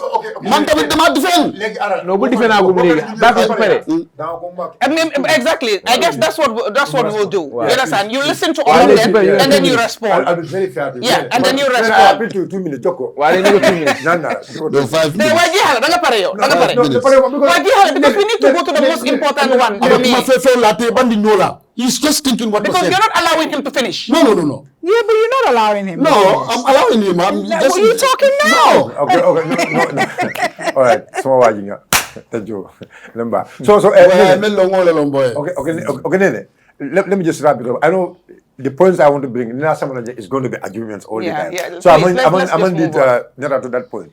So they know the election data, and they are fighting very well to challenge the data. Kajoko, they prove themselves. History will come here in this country. 2026 is going to be a history. People will be very surprised here. You will be surprised that the number of votes during the last presidential election, the total number of votes, the total number of turnout, you will see it might drop even after supplementary election. So you don't have them. We'll get to that. We'll get to that. I know this ID card thing. They will continue to issue it. But I want you to talk. I want you to talk quickly. Your party did a protest sometime back. What are you doing? You're not fair to me. Your party did a protest. Don't worry, I'll change the dynamic. Your party did a protest sometime back, right? Have you guys gotten any feedback or response? Yeah, actually, we Dolia protest kele as a citizen of the country. The IEC petition, the Interior Minister petition, Immigration, and the Office of the President, the petition. We do not have any response as of now. All what we had is they went to Mansakunda, blah blah blah blah. That's all what they did. But one thing about Neneh, the ID card movement, I'm not bothered. Believe in me, I'm not bothered. Because who never young. Banko kan jang come 2026 jang ita manke banko dimuti ita manke banko dimuti jang just election o kanasi yi transport na jang we've all seen during ya jembe la wato wow they go to Mauritania they bring but ya jembe kan menke akata Mauritania le because he knows ya jembe they studied the social system yimola social system wala jube ya jibe ko if you go to Mauritania ni Islamic student lebe and some of these Islamic student especially in Mauritania the mentality coming you only have to vote for government. So where the Balagaba Jamba was in. Yes, no.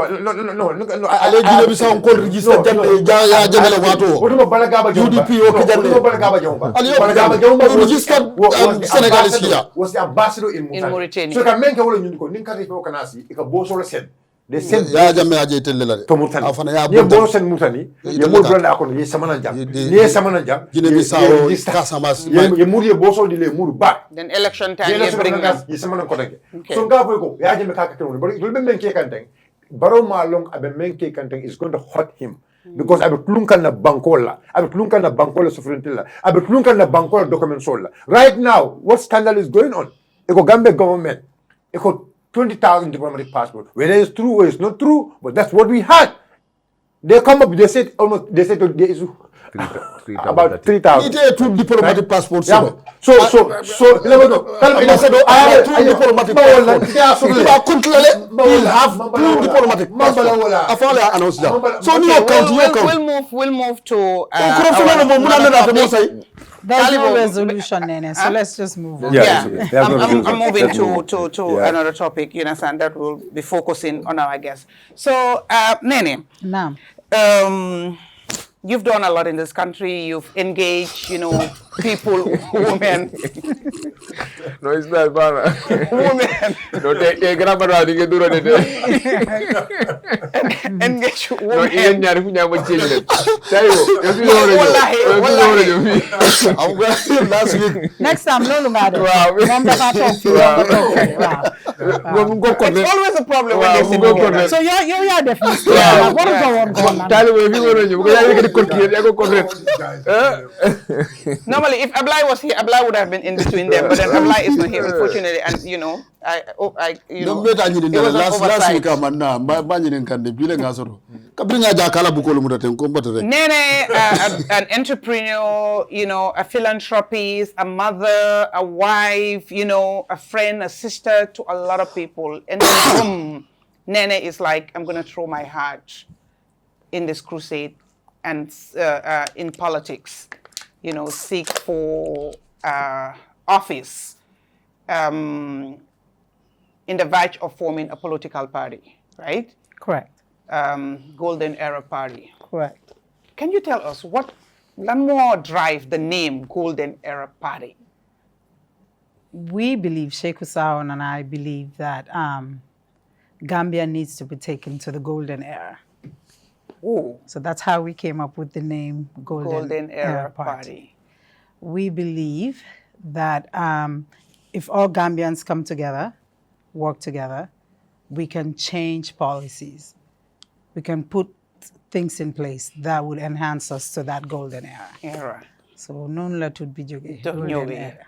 Good. Wow. It's good to know, because a lot of political parties, some just have names, but some, when you ask them, the name really has meaning. Wow, it meant something. Exactly. It meant and something. I thought as much. I thought as much that there is something behind. We put a lot of thought into it. And I know the other question was, Young Madon Latch, why I decided to get into politics. Mm-hmm. As a philanthropist, it exposed me to a lot of the hardships. Because if I had lived here quietly, and I had lived here before, why Dumakorangis? I was not exposed to it because they are not people that I know, they are not in my circle. But me spending time outside of my comfort zone exposed me to that.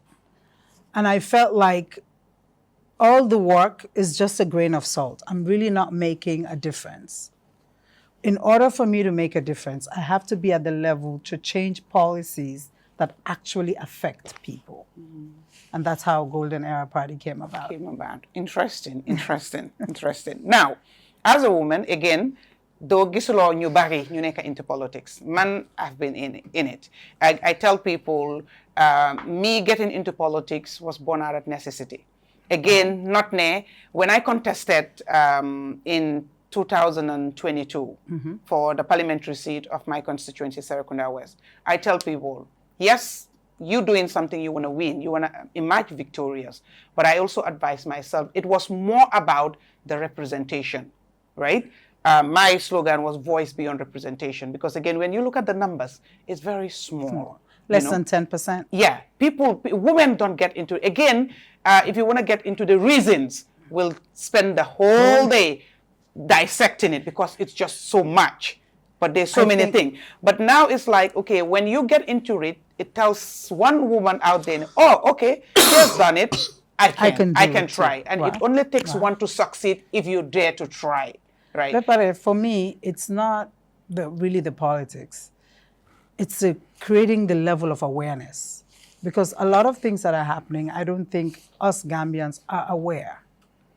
You know someone that is happening to, but you don't know that it's happening to a slew of people.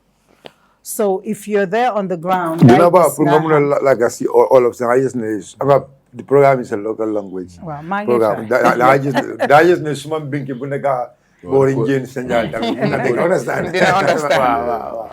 So the level of awareness, because it forces us, man mayo, ñu waxtaan, because su ma defutoon loolu duñ nekk fii di wax. Okay. So because of that, we are able to have conversations like what we're having now, and it makes people know.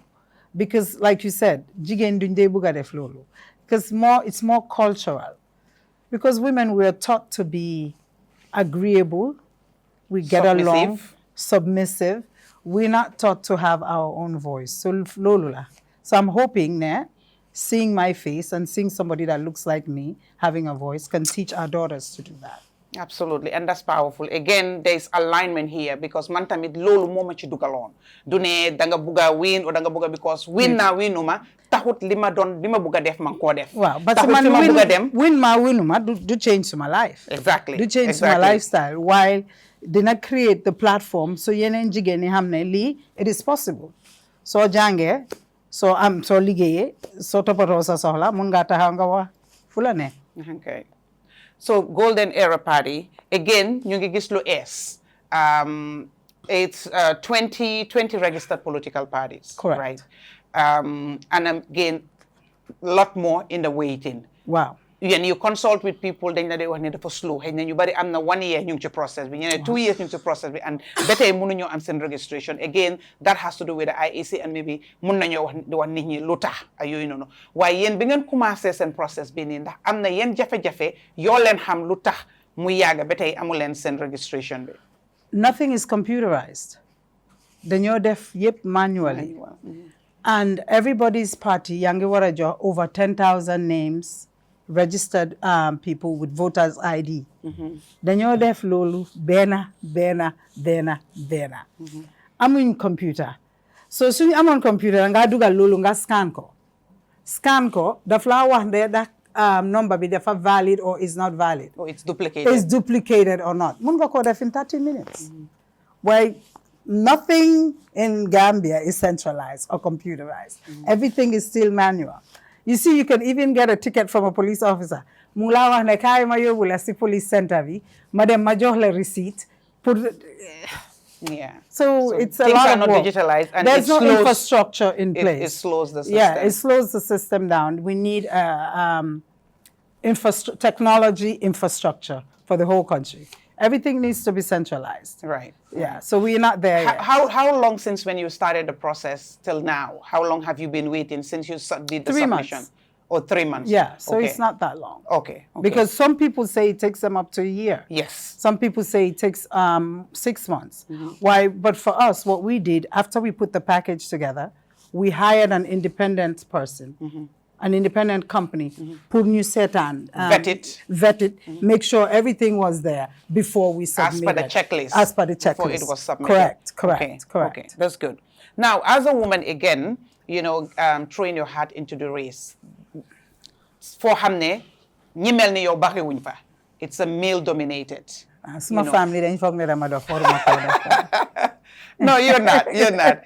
It's a male-dominated. If you look at, let's say, early on, 20 registered parties, even the ones in waiting, you know, systems in there am way, then you am a party leader and executive for the purposes of registration, not ne lulu monica li run chi party be. So you're registered, they just submit something, you know, for the registration because it's required.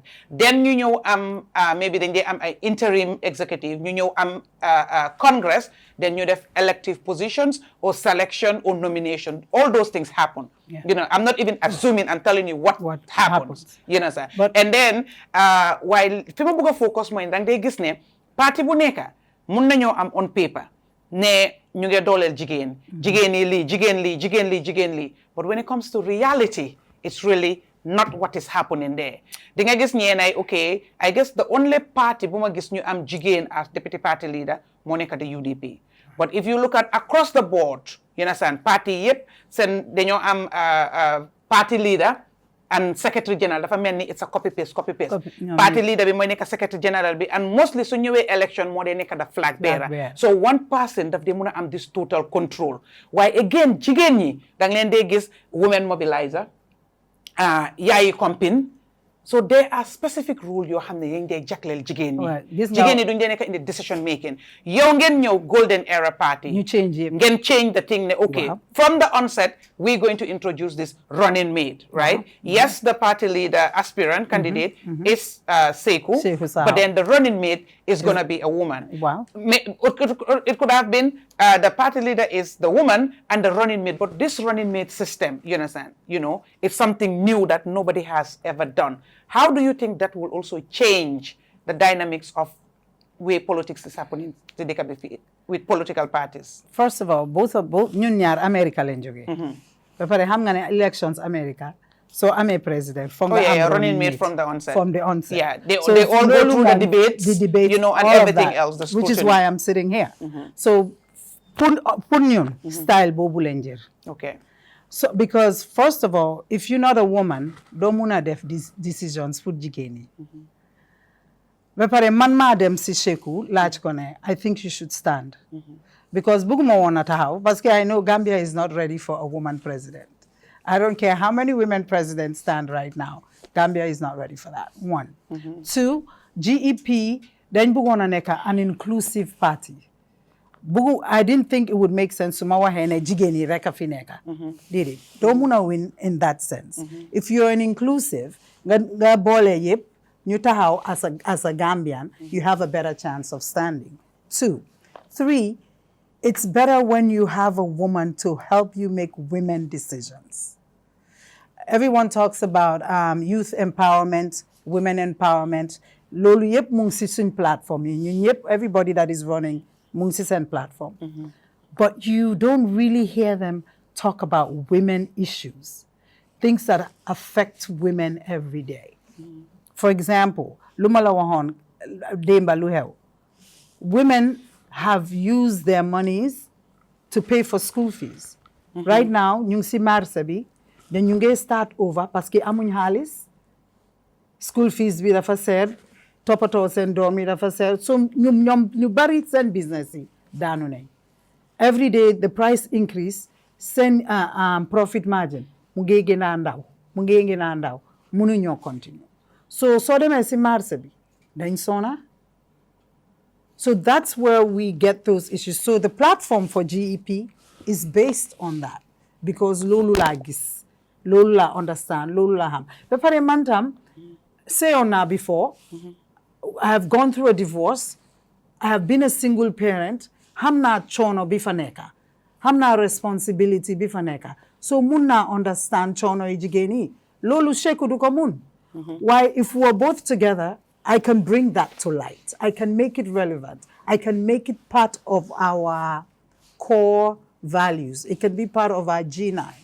So that's why it's important. And besides, 56% of Gambian voters are women.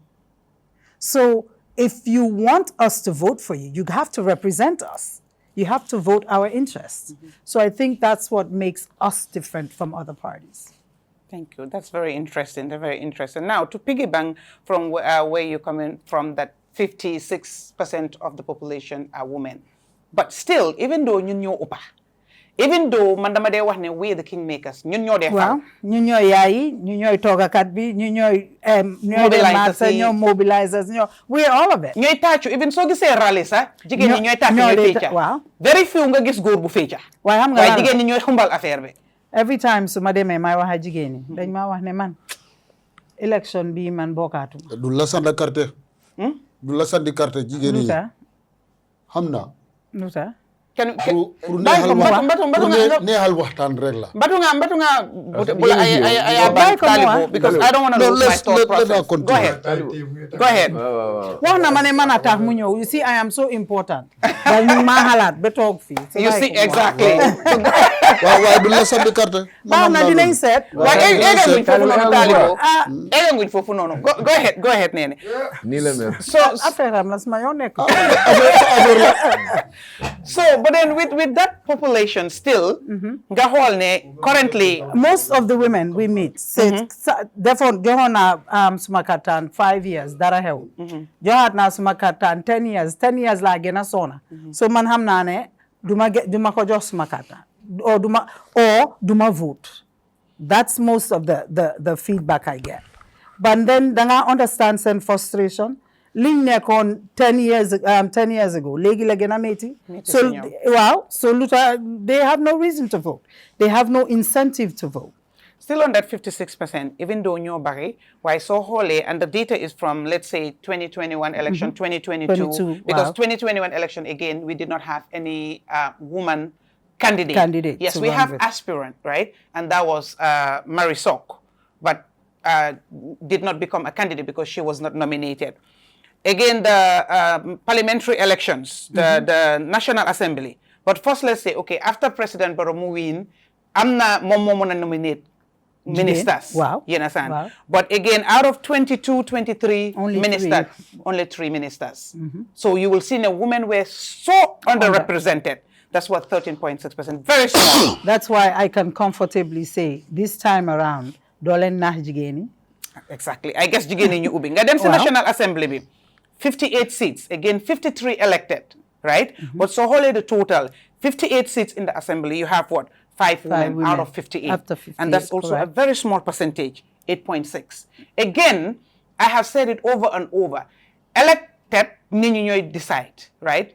And man tahawana election bobu nono, but then you have forums where they invite all aspirants, women aspirants, you know, all these NGOs, you know, in the name of they wanted to support. And again, I wasn't surprised, but you hear women tell you, suma party ñoma convinced pour ma bayyi pour ben goor bi mu taxaw parce que goor bi moy win. They believe ne man jigen bi duñ ma sanel goor bi moy tay. These are candidates from other parties that were saying that. Si man sa dañ ma ko ñom ñoko waxal sen bopa in those forums. But then again, local government bi yaangi first National Assembly 58.5. Mayoral chairmanship 8 only. You have 1 woman. That's Rahima Ali Klo. Wow. Again, the first woman. The one in Banjul. Yes. The first woman. Local government, that's the elected, you know, councillors or whatever. Out of 120 seats, you only have 18 women. That's Less still than 10%. a very small number. Ganyo si Sone Sefo, you know, district chiefs, 45 men. Amud Ben Jigen. And those are not even elected. Those are appointed positions. Right, yes. So a deliberate, you understand, attempt could have been done to ensure women are included. So if you care about women, if you ask me. So Yange makes my point. Then you at Alcalo, village heads, you know, out of 1,887 villages across the country, you only have 13 women as village heads. That's also a very minute number. Now, it goes to tell you the problem is fundamental. But politicians can also bring about a change. Now, it goes back to remind me, there was a time we put forward this Women Amendment Bill, right, for this quota system. Correct. Based on representation, we should have the same amount we advocated. Wow. And guess what? They made us believe the National Assembly, because again, among the enough representation in the National Assembly, right? Few women. But lobby, they made us believe they were going to vote it in. Wow. But you know what happened? The day of the voting, they did not turn up. So you have a party to join now. They did not turn up to vote for that. And linyo wa hips and parties, dañ buga jigen, we care about jigen, ñoo dolel jigen. Why when it comes to the actions, they don't do it. Now, just to give this statistics, factual statistics, which are facts, it's not my opinion or assumption, to put things into context. Yow tanka jigen, you understand, a running mate. Should Gambians buy into your policies and programs and believe ne okay, jigen la gom nañ ne dinañu fa nekkal or whatever?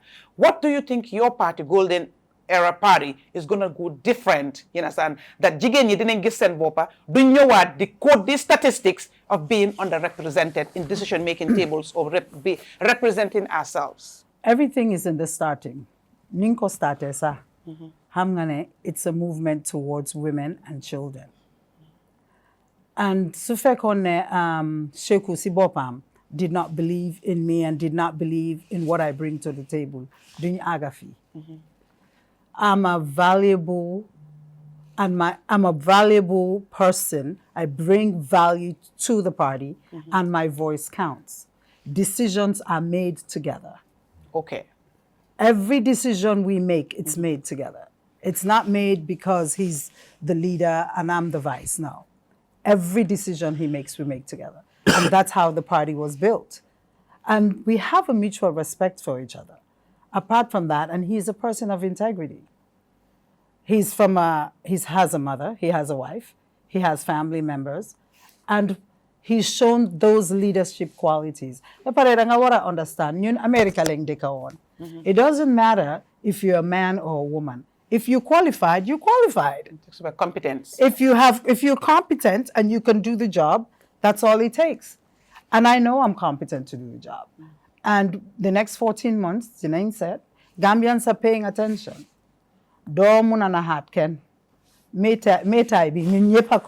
It's affecting everyone. So gone are the days where they can come and talk to women. No, people are going to vote in their interest, what works for them and their family. And the last 10 years has not proven that. What ticket are you running on that we should trust you and vote back for you? What? So it's just a matter of time. People are more aware. People are asking the right questions. And metaidi. Mung lena won degavi jarut mawa. Okay. Tenyo ko dunda. So man soma vote alut. It's my life to change it. Yen I gena sona. Man mangsi dega. Mangsi yoni degavi. Nang said. Before my dinner dells what you why before my them, bugana like this question. Ninyi gis nañ la xam nañ ñu la said, but then it was on a different platform, right? Correct. Okay, like I use your word being an Odogu's wife. Which I so love. I am an Odogu's wife. An Odogu's wife.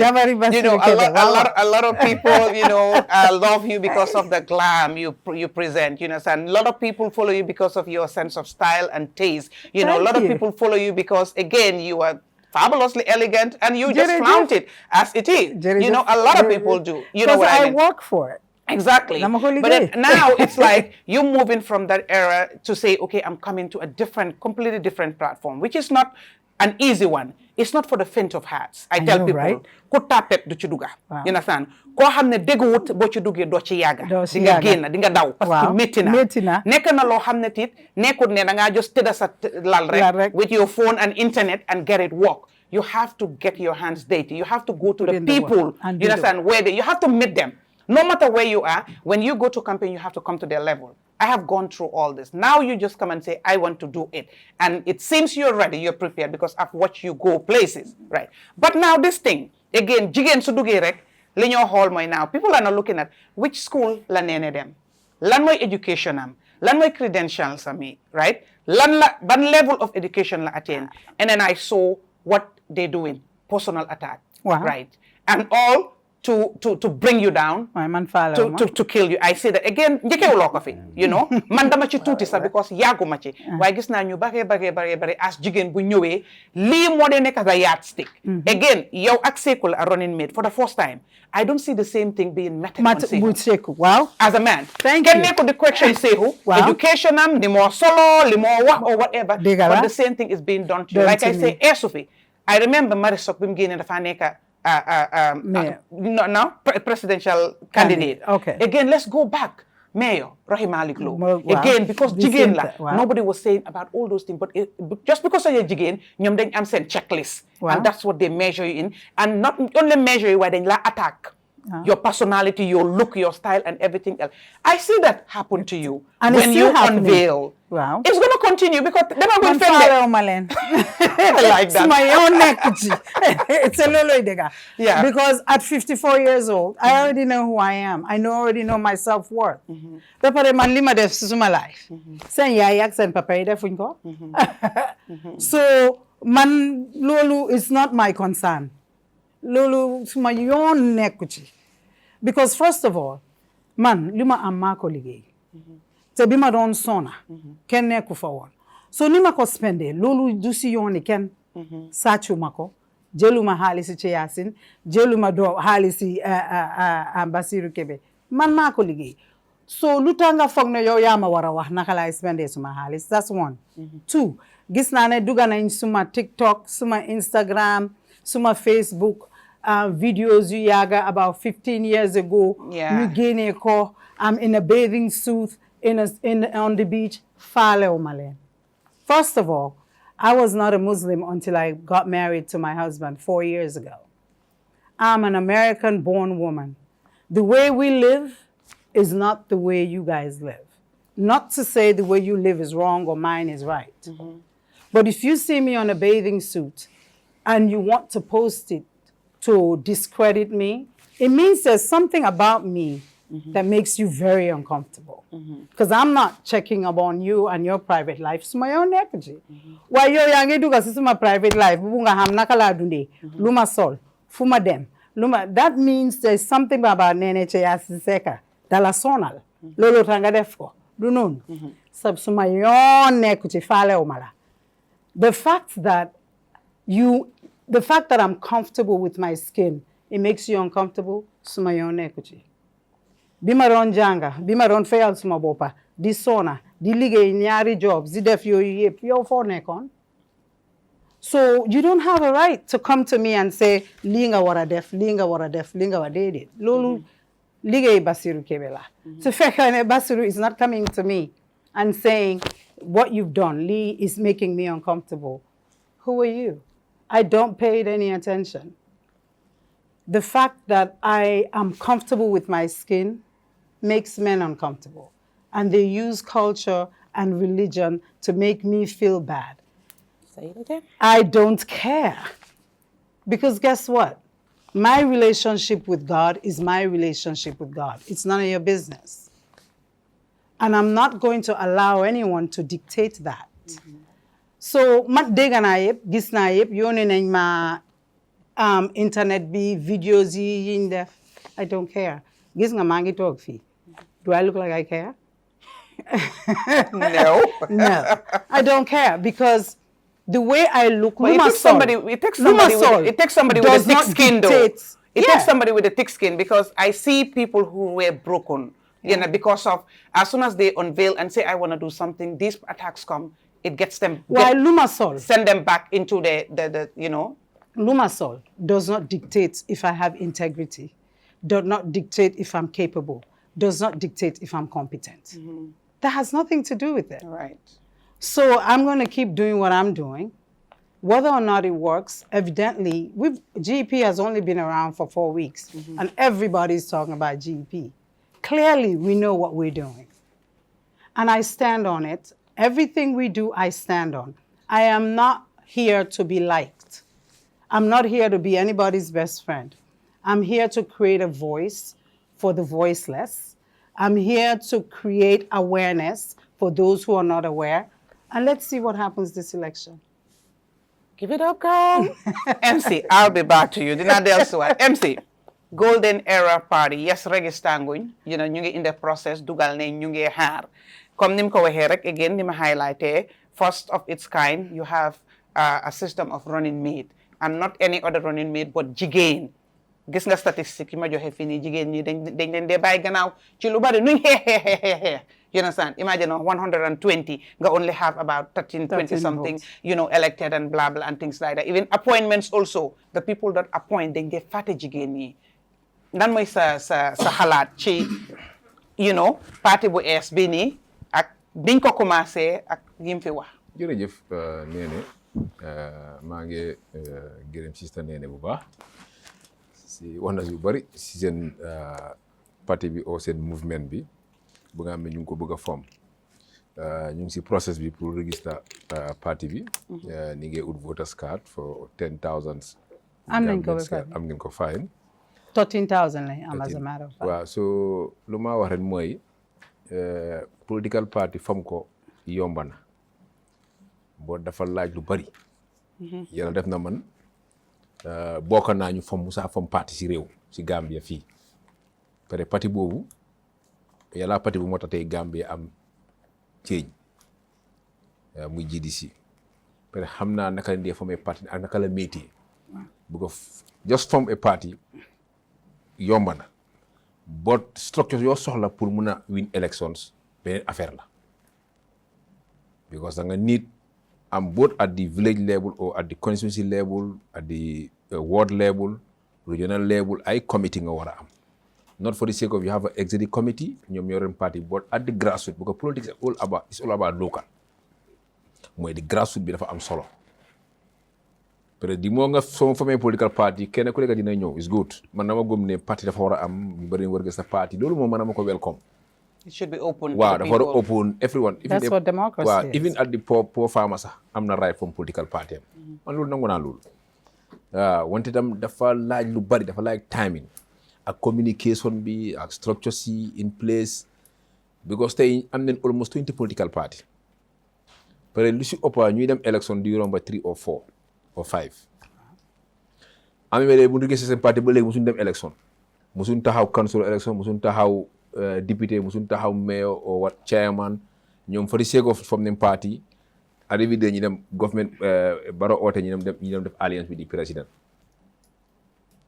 ñu bay def nañ ko last election ñu jógee fa joxuñ leen place ñu ñëwaat toogaat fii ne bàyyi nañ foo toog ni am ñu toog fii. Example. jarul bu jox Mr. Bala Abaya. waaw Modou Ba. vitamin C right. mooy vitamin C. waaw so am na ko toog fii so yooyu yëpp da nga ko dee gis.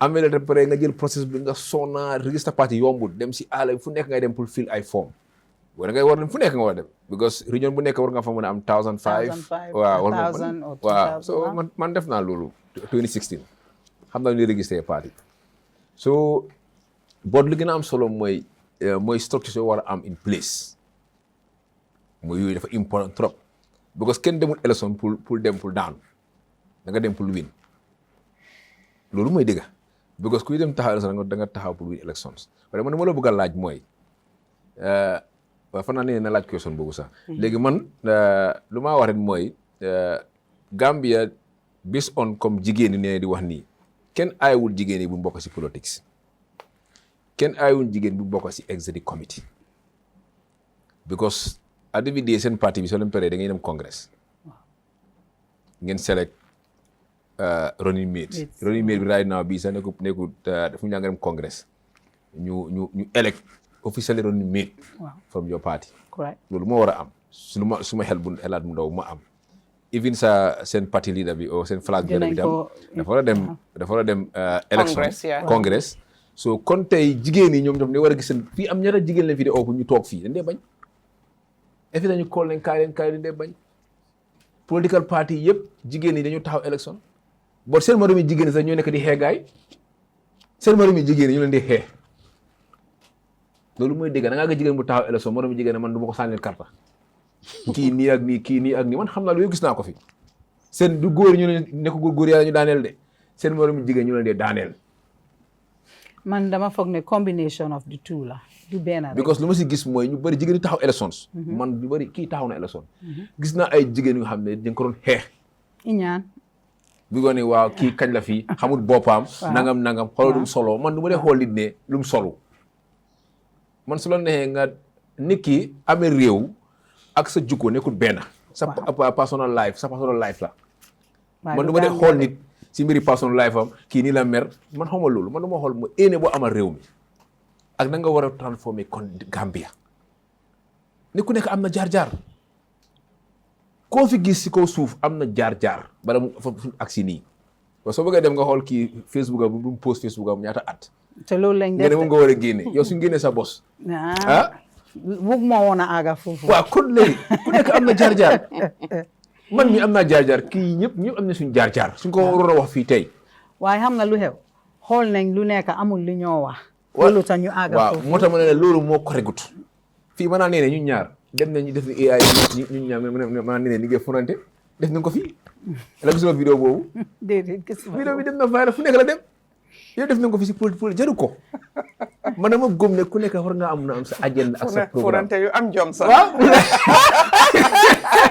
am na ko ma MC ñu koy ni nga mu ne furante and it was AI waaw AI so it was AI dem na fu nekk so yooyu yëpp sama benn xarit man phone bi naxarew ma sax waaye ni MC di bosee sa loxo bi ko enjoy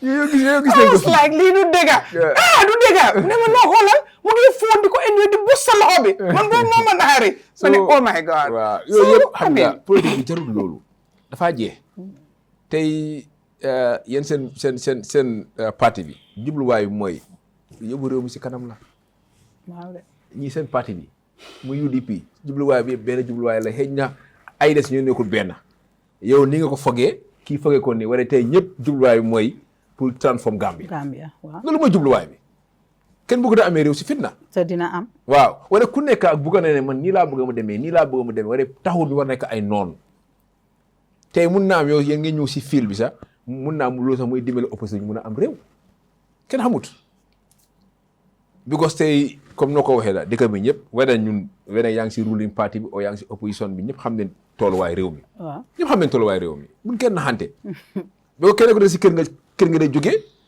kër ngaay dem sa jaba soo ko laajtee naka marché bi na la ne marché bi kobo dañ ko doon mayee de wala léegi dañ ko dee jaay 500 la waaye léegi 600 man tay maa jaay kobo man doon jaay kobo si marché Serekunda tay maa jaay kobo dañ ñëw ma may la kobo Thiam waaw Thiam xam naa la de waaye boobu bokkul si li ma xam si yow waaw tay boobu ban ñaata at la nga am waaw ma jaay kobo xam nga si naka waayo bi foofu noonu tay boobu maa ngi am ay 15 or 6 17 loolu jaay kobo waaw léegi xam nga fan laa doon jaay kobo ñaata Bartes si ko tali Bartes noonu fu la doon jaay nu fu la doon jaay kobo mairie ba léegi su ma am na mairie maag su ma fekkee gars dama dee bëri foofu sax ñu ne ma place baa ngi ni man doon jaay kobo su ma yaay doon jaay kobo ko jaay bu nekk am na jaar su ma yaay daf doon jaay man su ma gisee bu maa ne doon pousse gars yi si ko tali bi loolu du ma si dee wax bi ko man su ma yaay fu la nekk su ko tali bi di jaay so maa ko dee jaayal time moo tax man dew ma naka moo ni laa war a dem Gambia High so because of man su ma demee moo ni du ma am loj so dama war a xaar ba afternoon ma ñëw jaay suba jaay ba pare soog a dem sangu soog a dem masha Allah so loolu man si nu laa demee school dama toog suma yaay si ron si suufoo ñuy jaay su paree mu jox ma 12 o'clock lu mu jaay noonu mu jox ma dem kër sangu dem school Gambia High so noonu la bu ko man time boobu koba dañ ko dee maye wala léegi jigéen ñi xam ne léegi koba woo dañ ko dee moo gën a seer so ku nekk xam na léegi 500 waaw 500 lapitaane wax na ko fii te ñaata xale ñooy am doom benn ñoom ñàkk seen bakkan wala seen doom ñàkk seen bakkan loolu mu ngi xew soo kon mun na suñ boppa si mbiri réew mi wala nga bëgg a nguur o nga bëgg a nekk si government bi nekkuloo si yëpp wala dama gëm ne seen parti bi register ko baax na wala itam ngeen conseil lu ma leen advice nii mooy ngeen bu leen register wala try leen ngeen am structures nationwide Banjul bopp kay na du ma wax lu bari waaw non waaw bu ko xam naa parce que yow foo jaar ñu passé nañ waaw xam nga yooyu li ma wax xam nga lu ma wax mooy dafa am ñoo xam ne xam nga politique am na ko xam ne mu ne waaw maa la fa nekkal bon benn ñaar ñam si kanam bu ko soo formé parti lu si ëppa mooy ñu bëri ñu si ëppa mun nañu ne madame naka Neneh kër gis naa ko may Wally Seck xaalis bëri de léegi foog la man dama dem bi ko yëpp man danalu ndam boobu waaw yooyu dafa jar nga bàyyi ko xel bu ko amee dañu ñëw yundoo amee dañu ne Neneh booy jël na fi xaalis yu bëri may ko fi Wally Seck maa ngi foofu ba ko may maa ngi taxaw booy may Wally xaalis bi maa ngi taxaw foofu maa bëggul ko woon a ko rek so maa ngi waaw am nga xaalis boobu ñu leen ko wax gis na coow bu nekk déedéet waaw ñu ngi wax xaalis boobu benn tey man fàtte naa xaalis boobu xaalis bi sonalu ma waaye Gambia xaalis boobu dafa waaw xam nga lu problème bi xam nga dëkk bu nga xam ne la tam léegi rek den tollu fu nga xam ne suñu añee duñ reer dégg nga xam ne suñu néewee but I am not responsible for that man li ma waroon a def naa ko li ma war a def ak Gambia maa ngi koo def so doo leen ma bàyyi ma dunda tuuti rek waaw bàyyi la ko mu dunda léegi tuuti rek waaw léegi moom anyway ñu la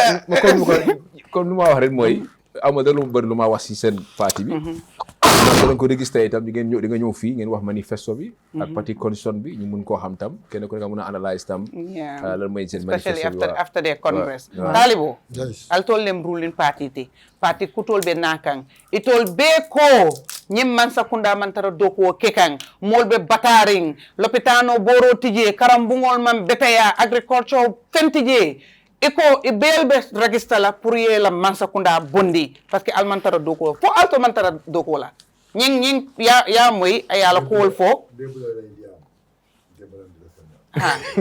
foog la nga jox kii mu ñëw mu jël kii bu ko kii moo gën bayo ye diamo andu ye to be jaabi hankay no haral déedéet haral bayo you will talk first and then he will respond to both of you together ñu ñaar opposition bi léegi mo na so bayo go ahead na jël suñu ñësu mu am parce que binal dété la la jang waaw fu ngal bal sit la ku den waaw moo gën léegi okay bayo what's your take on the party, you know, son, that's coming up? Yeah, I mean, Neneh, and Siri, Marvel, congrats. Coming up, I know with this new movement, I think it's going to be a party as we intended. Gambia political movement, Kam wala nga political party dañ sis nak ñu ngi in suma ne party ñu ne movement suma ne party ñu ne movement is the IEC mo ñoo waane kon ñam ñoo waane li ma si jaaxal mooy ever since groupe sa dafa ne party lañ dañ jël amuñ ci problème ba léegi nii but IEC they make a declaration, you know, I think during the last when they were interparty when they're unveiling their calendar. Loolu moom wax nañ ko. They realize that, you know, movements are going. waaye ñun time bu ñu gis suñu parti bi ñun time bu GDC la GDC parti la woon time boobu ñoom. Man, once you have a name, right? Once you have a name, and you're wanting to sing, you want to sell the name. You want to sell the name, so you will start calling yourself that so that it will sing. It's okay. But as far as you're not doing party activities, you understand? We see it, they don't put P there. CA, they always say, CA, because CA is new way put a cabla. What is that? What is that? CA. What is CA? Send party, send cab. Cabla. So CA move is okay.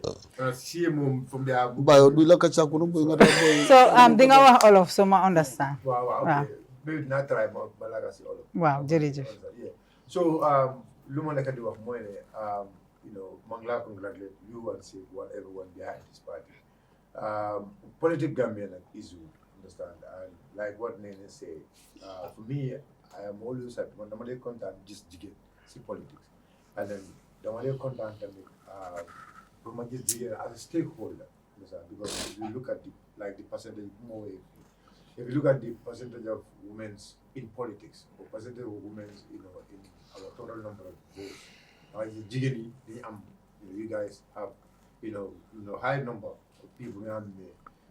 They are into politics, but politics now, you know, from the start, you know, you have to from MC, you know, like the advice. It's a very good advice. They found different people who are into politics. They found you know the negative politics because it's not about national, but it's personal. Means of survival. Every day they are survival. Every day survival has to come from politics. Okay. So that section of people are there. Okay. They like you, they like your personality. Understand that not about your money, but it's about your personality. They like some policy. Understand? They like some policy, and then you join the party. You know, come like, you know, the way the party is operating, that's what they like and they do. So you have different people around they make us see politics. So they want to move, understand? But like you guys come up with a system about the man meaning suma boba. Lulu I always look forward to kind of transformation in politics, understand? Like this 50+1, for the 50+1 is something I always pray for you and coffee, you understand, because the world is moving. So generally the way they move, you know what I understand. Wow. You know what when you say 50+, like absolute majority in terms of elections. No, 50+1. Plus one. Absolute majority. Okay, wow. All right. Okay. You know, these are new things we're looking forward to have it in our electoral system. Correct. So you people also come up with an idea, understand? Man, like even someone like a government, and then you know we have that executive power. We want to put up a bill to the parliament. Every party needs to have a running mate. Understand? So the running mate also understand, and then the power part, understand the way like so there are a lot of workshops on the. I mean, men empowerment. There are a lot of so all these things. It needs to be realistic. Understand that it should not just be a law or It has to be attainable too. Yeah, attainable. Understand? So dafa baax trop. So send the runner up. I love it. Understand? Lulu mo buga na ko trop. Understand? And then dinaa ñaan ñeneen parties yi understand? We all come up with that strategy.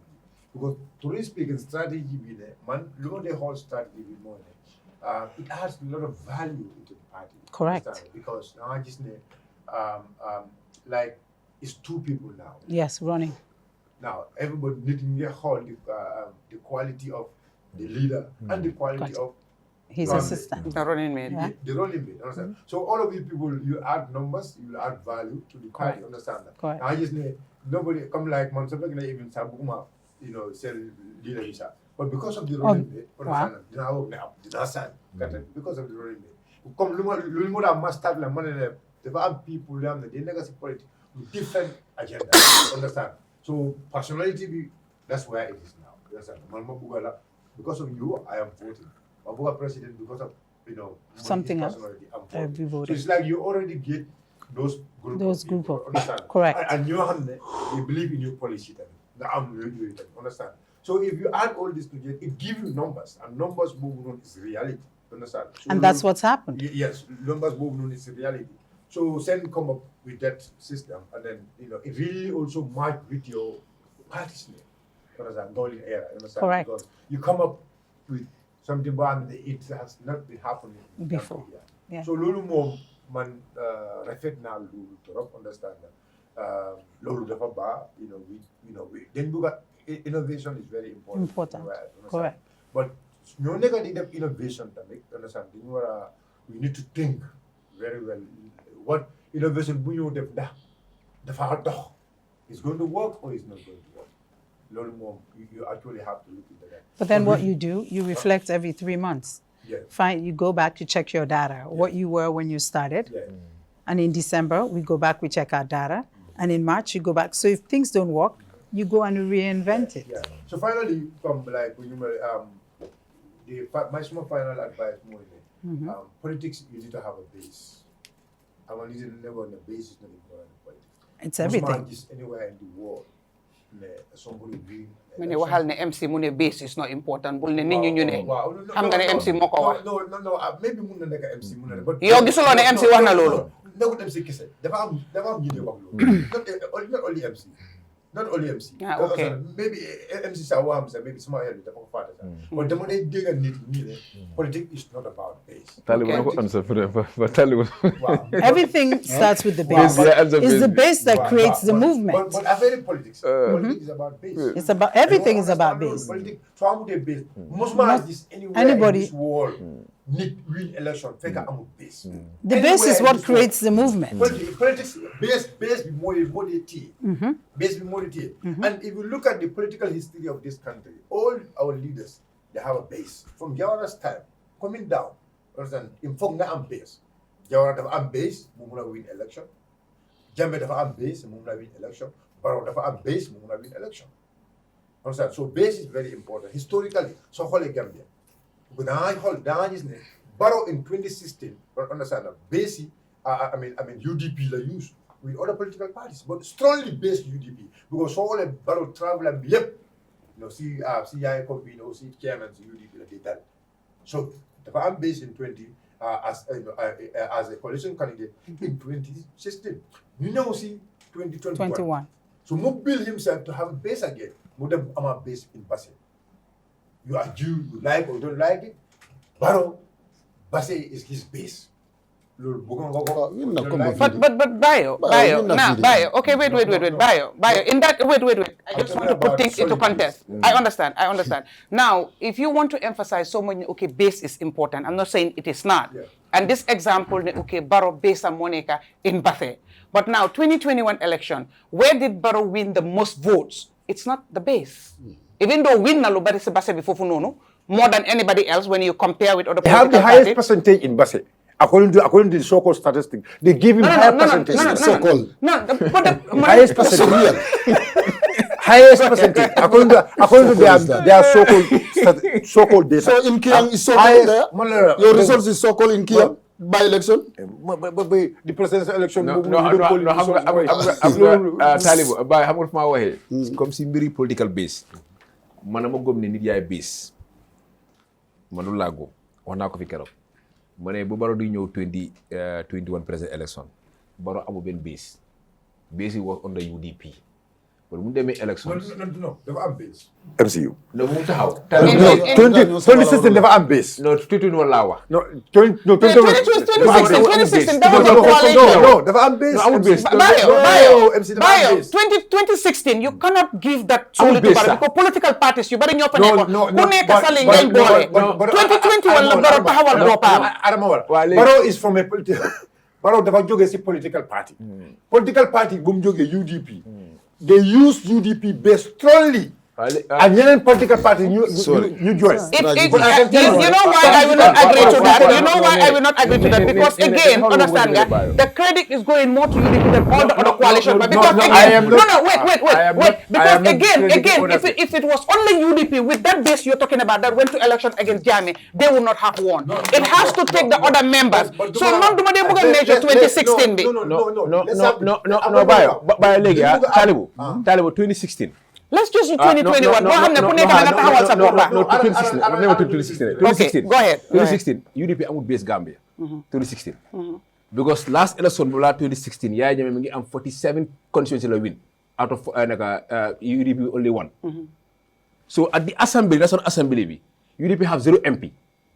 It was only 2 MP from NRP. That was prior to 2016. 2016. Only 2 NRP la mooy Samba Diallo and that low new me that guy something gay. So UDP as a party they have 0 councillors. They have 0 chairman and mayors. No MP. No constituency yëpp la Yaya Jammeh bi mu des only benn in Kiang. So where is the base? So to say there was no base for the political party. But bi ma ne base bi is nit yaay base bi. Nit yaa bàyyi Yaya Jammeh within 3 months them under the coalition in the support of GDC. But some of the GDC some of the base of Yaya Jammeh in Jokadu, Lower Nyomi, all this base of Jammeh, some of Yaya Jammeh. Jammeh of Konyaka through GDC. Because the margin of Jammeh and coalition was 18,000 votes. It's small margin. So the entire base of Yaya Jammeh, from whole Yaya Jammeh, Jokadu, Nyomi, not Bang Yep, in Nyamina, Yep, Mama can have could just Yaya Jammeh. So when the base is about the people, people in they transfer, then they move based on your no issue. Even no sister Neneh bu ñëw nii mun naa ñëw ñu leen taxaw sa jël all the base of jël yëpp jël ko it's possible. Okay. So now we're gonna align with them. Okay, go ahead. Right now, everybody we are all at 0. Zero. Everybody is at 0. No. And we're going to find a way to everybody is at 0. No, because you're not mad. No, Neneh. I'm gonna argument we have to understand it. For now, for Hambake. I don't have political base. I am telling you, MCMM for national because people need to really understand. MCMM for.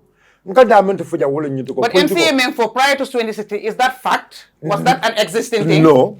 Yaya Jammeh did not win those constituencies? No, I'm not saying Yaya Jammeh did not win those consequences. But if that is your base, how can somebody else come and win your base? Good. If that is your base. 2011. Yaya Jammeh win 47 constituencies la win. No, nangu na win na why base will more agree. Last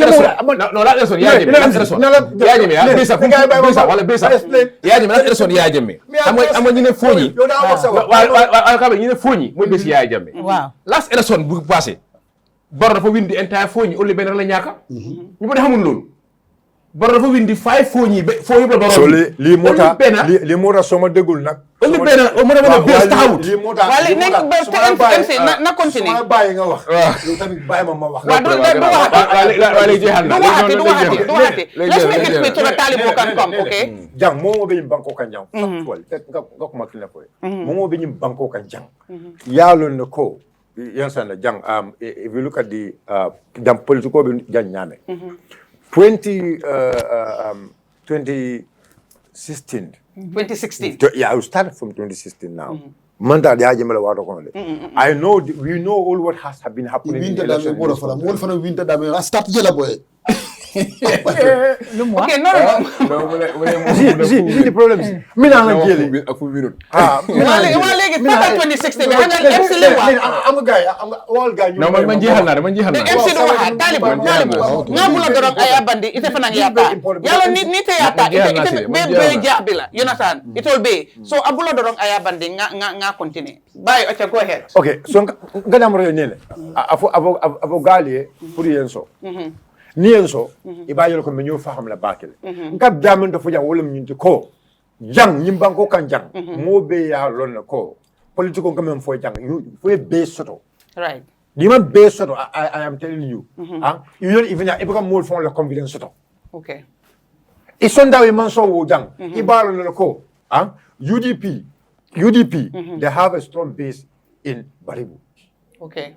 Naturally UDP Baribu mula I mean psychologically from everybody understand go UDP Baribu is Baribu muyalti. Okay? Kiamu UDP let. Jaramu UDP let. I mean that history kabe UDP na tajam. Well, it's already there. That history. No.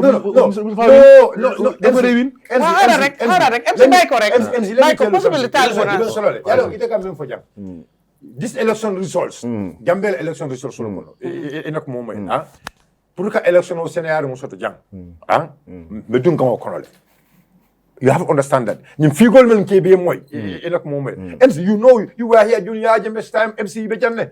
Ite be janne during Yajeme's time mo. Be yalo na kare foko nyandi le. Yajeme le wato jang. No, but we're saying 2016 going up. No, but anbawola. 2016 going up. 2016 ni na attack 2016 na sign for example sign.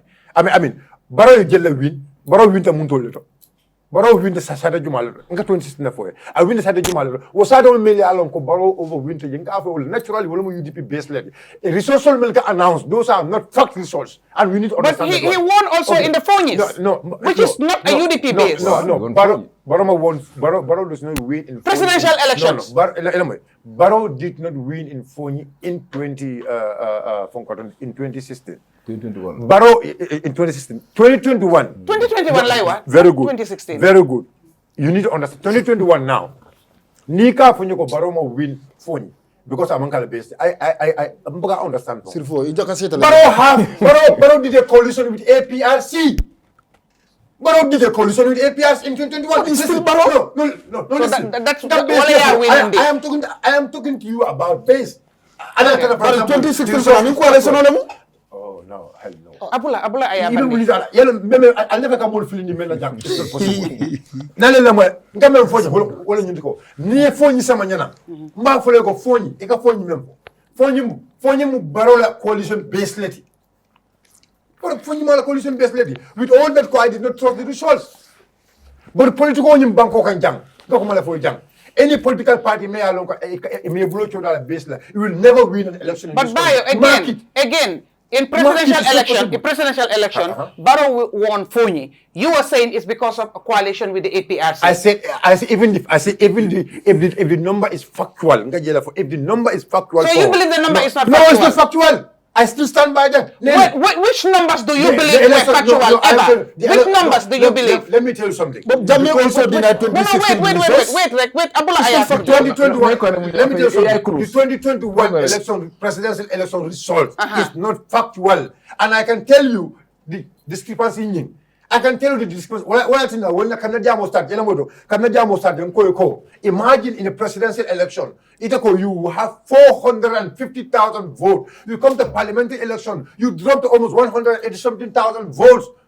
How can that be possible anywhere in 3 months?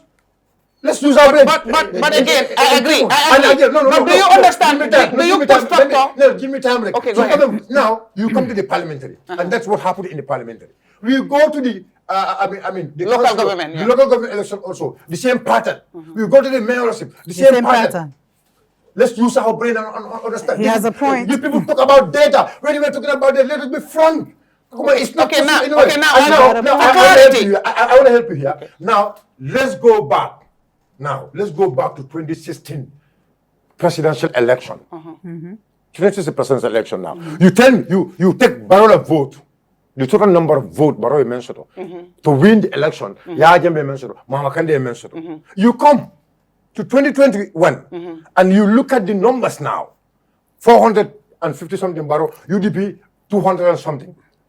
Now, Barrow is from UDP, and UDP was in the coalition. Mama Kande, who was a single candidate, he have how many votes I was in from quarter in the 2016 and 2021. No, 2016 was 89,000. And in 2021, 105. Very good. Something thousand. So you see the manipulation here. And now these people are telling us, Mama Kande, NPP or GDC, they have grabbed Mama Kandela base. Because Mama Kandela, Mama Kande coming when Mama Kandela moved her, Barolaka. But now Mama Kande, you told us Mama Kandela boykan. But Mama Kandela board has to increase. But I'm not alliance. To that level. You have alliance, not alliance. You have GAP. No, GAP endorsement, or you have GAP alliance. was not here. Look, GAP was not here. Yeah, well, I'm not alliance with you. Even with alliance with Yajembe. Even with alliance with Yajembe. So if you look at the discrepancy on the data, you give it to a real you give it to a real data analysis. I didn't check about understanding. Look, it's not possible. It's not possible. The number of registered votes coming from Mali and the number of people they are actually voting is completely different. Okay.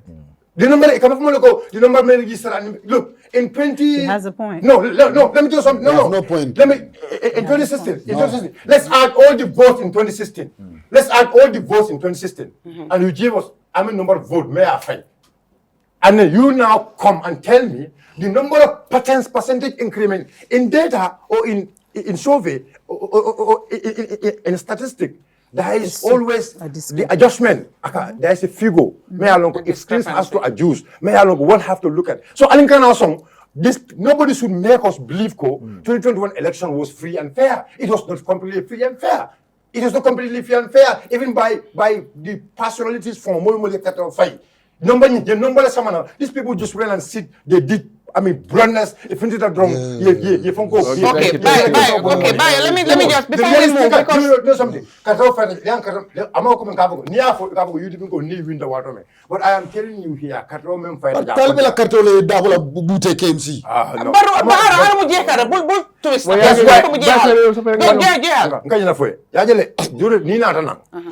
If you look at the Katefel phone, get a yamen phone, you get a new BGB. Then you understand the jello.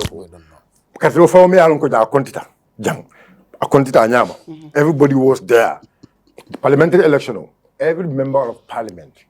Make sure I agento because you know that Nima will young Itlem. So ila agento and everybody was controlled. And you know exactly Katefel fota. That was what was voted in the parliamentary. In councillors election, the number of votes men fota. That was what was actually cast. You go to the mayor's election, the number of votes men fota, men caster. That was what exactly was counted. So you cannot tell me in just within 3 months, almost how many thousand people, what is the turnout for 2021? And you come to the turnout of the parliamentary election, you come to the turnout to the council, you come to the turnout of so if you give it to a statistician about Fuleloko, from the council, from the parliamentary to council to the chairman, the drop in is normal.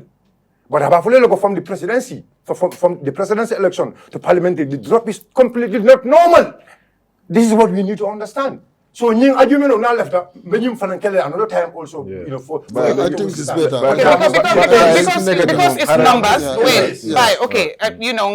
Again, that's your take, your opinion, and everything else. That has to do with numbers, is statistics, right? You understand? Yes. And we don't have the numbers at hand right now. But according to what we know and everything that has happened, it is a trend. It is a given that we know that the turnout always at presidential election is always different from any other election. Again, but Hara. Percentage. Okay, wait. I don't have the percentage at hand. Turnout. What? Because that's not possible. That's not possible. It cannot be 90-something. But wait, 90-something. That's not possible. How many percent turnout? No. How many percent turnout? No. Wow, exactly. Because we really need the figures. But when we have the figures at hand, we can definitely analyze it. But I can tell you turnout of the presidential election, 90%. 2021 presidential election, turnout is completely not possible. So if you're saying 90%, which means only 10% came out between presidential and whatever. Why they're talking? I really don't. Talibo, go ahead. Talibo, sign. No, You wanna Google it? next program. No, yeah, No, wait. Talibo. Okay, buy your sign, but dorong. Talibo. Ite Neneh moyle. Talibo, we have more time, huh? Yeah, MC la analysis moy. Yeah, bio analysis moy. But first, you understand, I want you to give your take on, you understand, this new party that is coming up and their strategy, the way they have changed, something that has never happened. Ko ye minati mo Neneh make. You understand? And all of their work, you understand, kula dik kula jox ndewo jox la añ so la digé reer ding ko gom. To say ne women are saying we want to be part of it. Now you have something new, and a party imagine and bringing women in the forefront from the inception. That could be, you understand, a hope that people could get that, okay, change is about to come, especially in terms of women representation. Ite woje nyadi. Abaraka bake. So, coming Nadia mo follow nga mem for their welcome. Gambia lamu démocratie le bijang mo mondi right soto de pour ka femira ibe min keno la nyimbanko kanjang. Ni style wo style nara. Atuta Gambian ko le bulu itelo style o fa jenewin tabam fa man jenewin bari Gambian ko men yalon ko wolle be carte o fayla wolle ke la kumo moy wolle ke te maña jibe wolle ite daji ko lom pour ye carte o fayte ite tambi mol ñaato so ñine mu kuti me yalon ka kumata so they are welcome ngala kuma jama la moy jang Gambia nak ala politiko mandia comme MC ya fa ñame Gambia nga tarna dino be jang ngo respect la ngana ado respect le so dol bije ila dino nying isa use politiko kono dol bije ila ado fanan isa use politiko kono so itele atute tele bulu ite candidate o itele be mira lay bo mari nolu ibe muta nola nyaadi le Right. pour ini yeke clienti hanna tre itele be santo ite akke fanko itele mankaran katambe itella itele fenta yata katambe itella ni mukuti me alon ko nim political party o soto ala behavior kono dron isi Gambian kol soto no ni Gambian kol soto drong isi daji ko fale nole so ni mukuti me alon ko abe politiko kono molle tamula carte oti ni na flo soto yebulo wulindi ko mammo fale mo fana na carte o babla ko me fale ite mo mondi forcé no la pro ay carte o faye so manke na ful tiyati ma fu manke ka fo ite 40 americale walla ite ni nyata molti ite be respect ko le di la Gambia dewla ye ta molla lebulo to political party o dol sota jang itambita molla lebulo la ilafta mol ye bandi wo lebulo la like ning lecturer nata science I nursery school student no nati alafta way angale kan fo lum fam itele be batala bar dildi wuni o malon ko ite famu lecturality wala ite diplomate yolati so ni nata as a political party so janni bere mbatu nga fendo clarify janni ibe tala nyato yalo mbedi yamula mole ni ka foko yina sa nime politician toti emanyanna ka foko I don't care you understand about people or I don't care about anything because mole tamu ila kartoti even though itele tamu e fanti ne wo fo dalilu jumale ya fo yo dalila jama memo wala nyinti ko yala ite mo kilinati wallahi ni la executive for 5 or 10 people bar jamale nyantal tel gagner la wala carte o fayele pour hanni man gagner bar mol si jiko soto nyine mala first lot bar he a felente ay carte o soto wakatu mola daji ko la bulu ani la diamu nya especially in this social media because ibe kumo fla drong do bela kumo yele mandla ya understand o kuma yele mando aka hadama dum tinyale okay wala tan ni bela kumo fula ay ba fula le ay bambang mi alon ka foko itemo batandino la ko nyin kono mota fanjela ko nyin kono nin dana tan ko e kan nyile fontema adu ngam molle la place o ma ko mekala molle la place o e ko e be nyile fo kantema bari ntema mo fale ndekata tenden seta tenne o mari be menjela ko ni nga tombo ni nga ke president ni mo fale la bari fanang pour buka mo falende you understand because antinene correction o me yatinna aka aya foko I don't care it was specifically kabrin tenga nyinin ka ko kabrin aka foko alafta dunna politiko la ma foko amankarang ma foko ate banko sambalano ma foko amanke mo mentilinta ma foko ala daji ko tengte bari mo kala mulunya le attack yana san aka menul ke ika wole attack woketan tele nga rohi malik lo example di nga how to call it marisok example di yana even tumanjay yana san wo fanan ketala because woka ke musolle la wala tinna ako aye wol be moyle aye wol be jele bari ate amanke ya wala ate ka focus anata mun kela no hara wa deglu rek last hara na ya marola di kan bari yelo itani molle be diamula tumando ate amang koy wala tinna lafta koy ndi la pour molia understand ko wokole le ya tinna ako I don't care andon inte famba te ka fole wato ni mole ko nene ten ko I don't care if you're not debating on issues I don't care about attacking my personality laftale alla position ni alla position de kildan nga to la fa of mamuna understand ani ndelo fono la afo jande defana mangolo kan understand ama understand même fola alla sina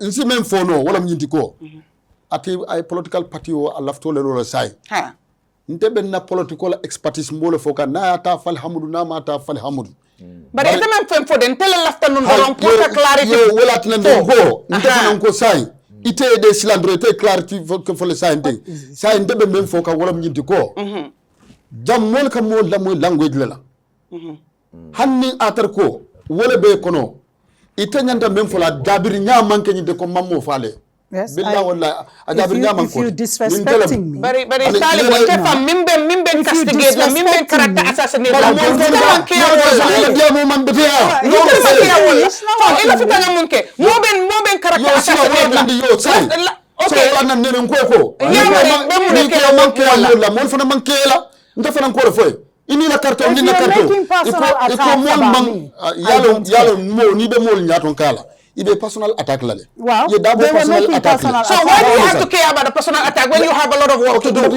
thank you ani ila modron akuma fonya jama kono abuka kenyimti ma understand na okay ite ya mira anyanta ke la munne ha iba fulale ko ila mira nyaale moti ila mira dantaje nene ntaka kuma me foy ay ba fulale ko ila mira nyaale dantaje bar ntala miro mankoti wala na daji ko toti bar yaje there are certain people also ni ko le ko me fale ifana ni la carte ba fulale otom fana me fale mu sor toja mo ma foy ko alkanana politiko ko ika parti wo parti ntay menje ika open le lafta ni place o yake atuta muso le bulu jomale hayita muso dol bije ka dino jibele flag bayra yep muso dol bije ka ado jibele dol bije badun leke discouraging bar dol fanan bije political party la mo dol fanan si discouraging yaw jigen la do muna taxo kirib karam nangam mol ko bekela baratu tete muso la bulu yela flani fayda soto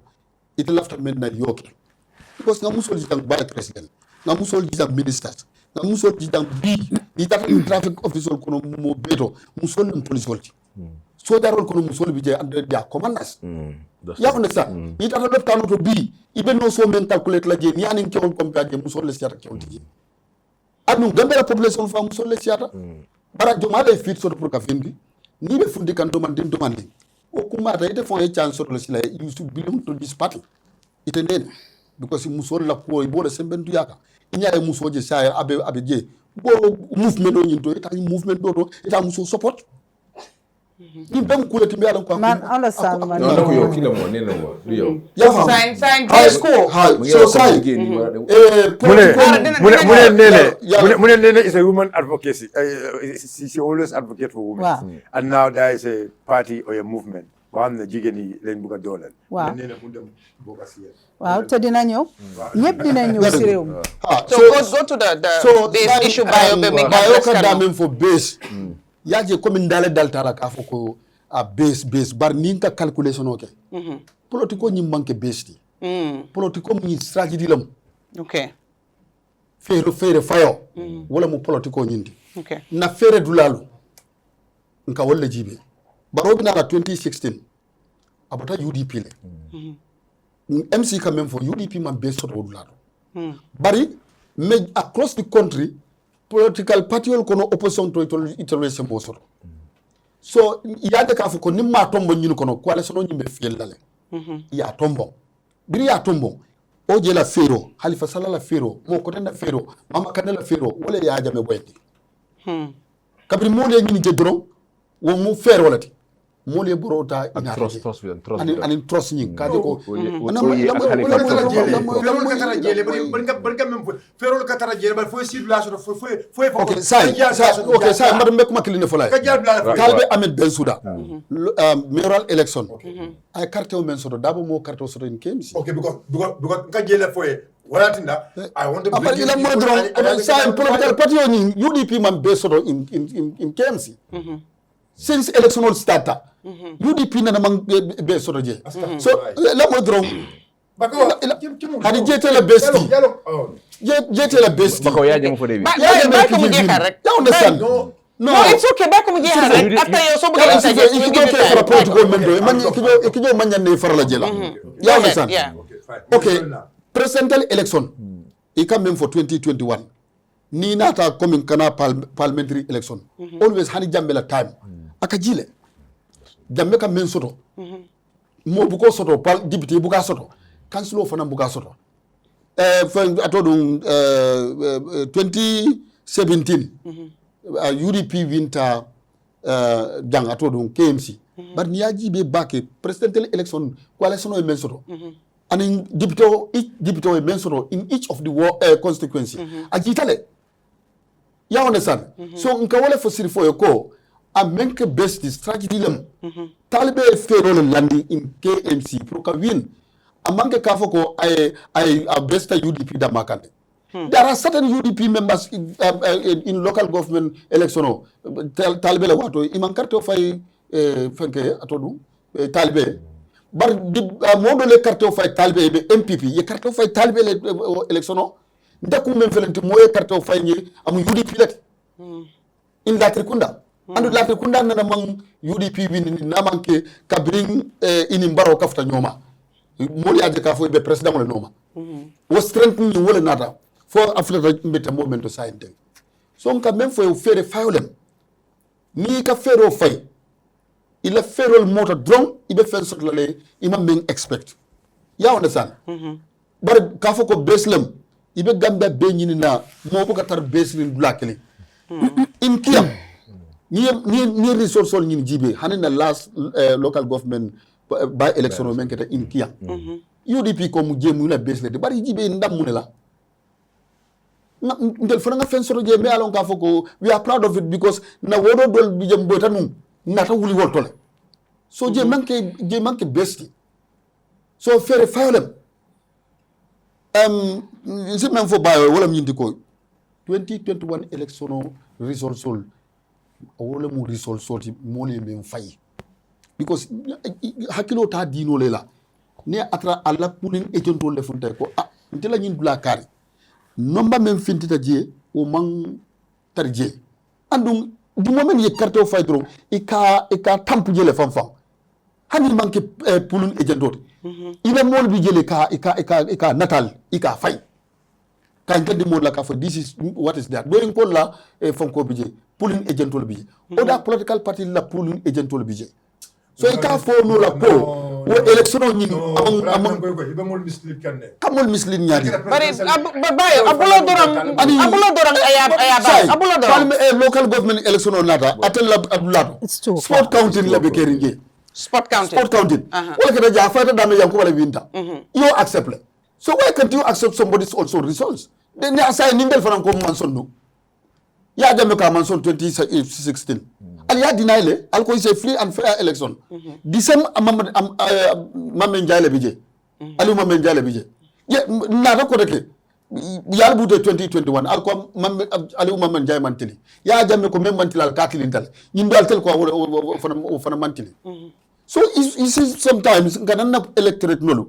Nkane dalindi ni balankense la kafo ko amanke ali sensitize ni nako nyina be keri But kafoko result albal kula wala molta anal dankula wala because none of your pooling agent funtita nankana kalo mole kafo mole ko nte result so men so latrikunda or result so man futa pooling counting la in latrikunda okay al kafo le dro ye kalerol ale kalerol di na kalerol di ale basodi nga basodi okay let's was the general campaign manager you understand UDP 2021 ngaje anin kalerol ntel fana nin kalerol ngaje anin footballol anin t-shirt okay nal ko registration ale mon register during the voters registration ntel fana ngamol samba nge register so mbele okay nin carte ta fighter ni ko mbele yo ke mbele albole munke ka attestation ta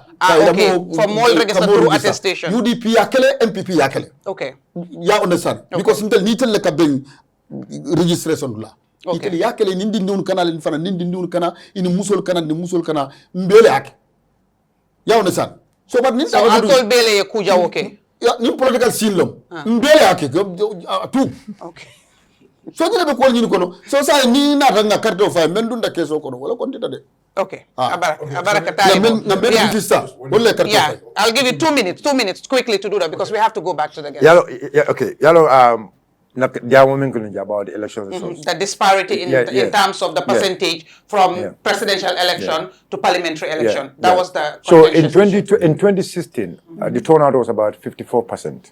Okay. In 2016, and in 2021 the turnout went about 89-point-something%.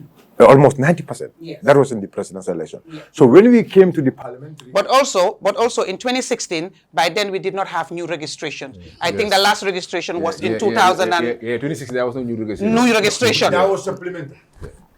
That was supplementary. Supplementary of not new voters. Supplementary of people who lost their cards. No. This is what I'm saying. That was supplementary. Yeah. But let's be clear here, because when you say supplementary, they issue new and then they issue old. But that was supplementary. No, let's get into the wait. It's okay. We're talking about numbers, so let's just give the comparison. It's okay. That's fine. Normally in Gambia, that's in the law. The first year of the first, for example, registration should happen in 2006. You understand? Is the next 5 years time, all what they will do is supplementary. About 10 years. A new registration. That's what we know here. You understand? So as far as this law is there, as far as this is concerned, Luma understand more. In 2016 there was supplementary registration.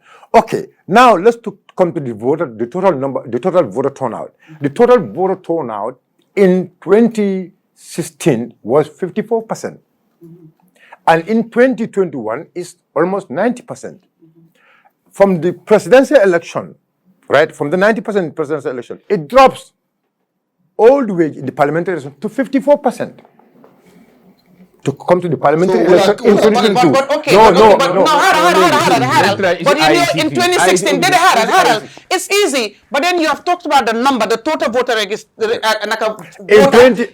2016. The total number of votes in 2016. So the turnout was 54% of that. Yes. In 2016, yes, okay, and that was 2016 under Yaya Jammeh. Yes. In 2021, right, we had a completely new register. New registration now. The one for 2016 was non-existent. A new voter register, which was almost about 900 and something total. Yes, 960 something total. Exactly. Yes. And then when votes were cast, then we had a turnout of what? 89% of that number. Almost 90%. Exactly. Of turnout. Exactly, of that turnout. Yes. So it was the same voter register, 900 and something. Yes. Right? Come to exactly. Parliamentary. So now let's come to parliamentary. How many people voted in the parliamentary and the percentage of that? 54%. 54% of how much turnout? In the parliament, in terms of registered voters, because you're not going to count the percentage. Because no, it's not wrong. You can get it. No, you don't count the percentage. You don't count the percentage as to the voter register. You don't count the percentage against the voter register. It's against the people that actually voted. No. I am counting the percentage according to the number of voters registered. It's not the number of people cast. 51.2%. From almost 90% parliamentary, it came to 51.2% turnout.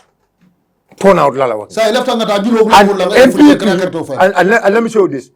President Barrow. President Barrow got 29. President Barrow got 29.19% of the 54% that voted. In the 54%, and UDP got 28.4%. Baby, if I wrong there. You get it in order. That's not the system order. That's not the way. I'm talking to you about. I am talking to you about. I am talking about the presidential election. I am not talking to you about presidential election. No, but it's still wrong. You know what we're gonna do, Bayo? No, I gave you the presidential one. Bayo, listen. I told during the presidential one. Let me show. No. Okay, let me tell you something. You know what we're gonna do? Wait. They say ICP. No. When I say ICP, MC, no pill. Bayo, listen to me. Let me tell you what we're gonna do. President Barrow got 11. I want to say this to MC. No, you are disputing the figures, and we are not the maker of the figures. Let's wait until we bring them here. You challenge them to the figures. You understand? That's what you need to do. Let's wait. You send it to ICP. No problem. ICP or ICP. Please. MC, we are getting all the mid.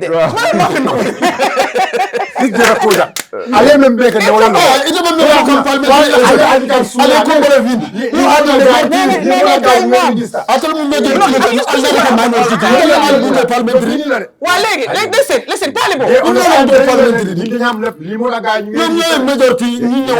Minority. Thank you very much. So now, because time be jam on you, can you guys just leave it now? Bayo, you're disputing the figures. We will try and get IEC. You challenge them under irregularities. It's okay, Talibo. It's okay. IEC website. I bring it from IEC website. You don't take it. Neneh, I'm hoping that there's still some time. We're in October, almost November. I pray that you get your official registration from the IEC. Then you become official and you will be recognized, officially, nationally, exactly. I mean, even though now you can do your grassroots and do everything else, it's not illegal, but you're not a recognized party. So I pray that you get it as soon as possible so that you can be official and do things as per other political parties and become a member of the inter-party committee as well, right?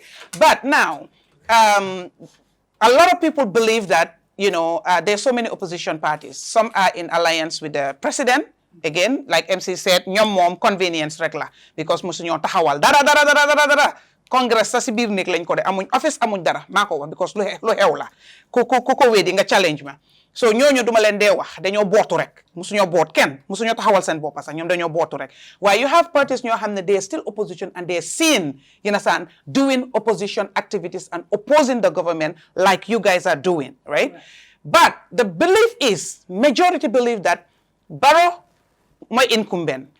Mu ngi nekk ci position boo xam ne no single party individually can contest against Barrow and be able to put Barrow out, take her out. So there is this call of parties need to come together, opposition parties need to come together for that to happen. Yes, you're not official yet, but I'm sure you know what your plans are, what you want to do. Not too long ago, a week or two ago, the leader of the United Democratic Party came back from a tour and even while away made those pronouncements that they open for other parties to come and join them so that they can go into election. A lot of people interpret it as they will leave, people are just coming to join them.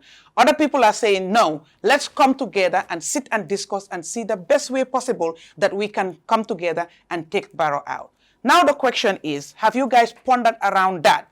Are you in acceptance that if you become a party, you alone, no matter how much numbers you have, you mobilize, you take from other parties, you will not be able to remove Barrow from State House and occupy there. You have to come together with other parties. Are these things that you ponder around to form a coalition? And what kind of a coalition you guys think will be the best to be able to take Barrow out? I think it is too early to tell. I know it's something that has to happen for us to be successful. I think that is important That for people to know that you guys understand that. We understand and you we acknowledge accept and that. you're willing and accept. That's important. But we need to make sure that we all align. We need to make sure our values align. We need to make sure our platforms align. And only time will tell that. I think in the next 6 to 9 months, everyone would know what their standing is and how well they're doing. Then we will be able to address it. But right now, I think it's too early. It's very premature. Everyone, ñun ñep xam nañ ne suñ buggee baro dem foog ñun ñep boole wante Come nekk together. benn. Wow. Yeah. Loolu moom is without question. Naka lañ ko defee? I don't know. Okay. I don't know. Okay. But I know we are open to it. To coalition. Yes, we're open to coalition. But I want to believe also that you guys have done your research in terms of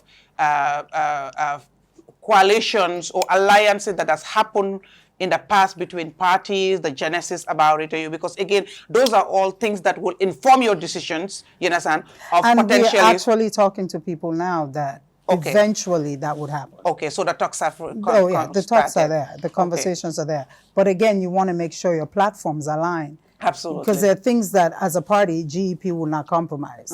So I can't say I'm joining another party not knowing what their alignments are.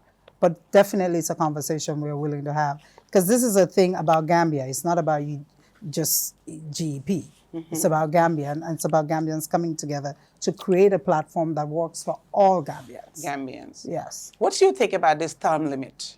Term limit? Term limit. Because it's an issue, you know. I think everyone deserves a term limit. I think 10 years is more than enough.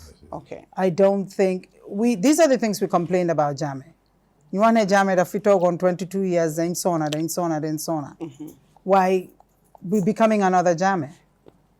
Because people are not even talking about 15. They're talking about 20 years or lifetime. Yeah. Why? It's up to the Gambians. We will decide. Gambia will have to decide. Gambians especially when we're not happy with the way situations Things are going. Yeah. Interesting. Interesting.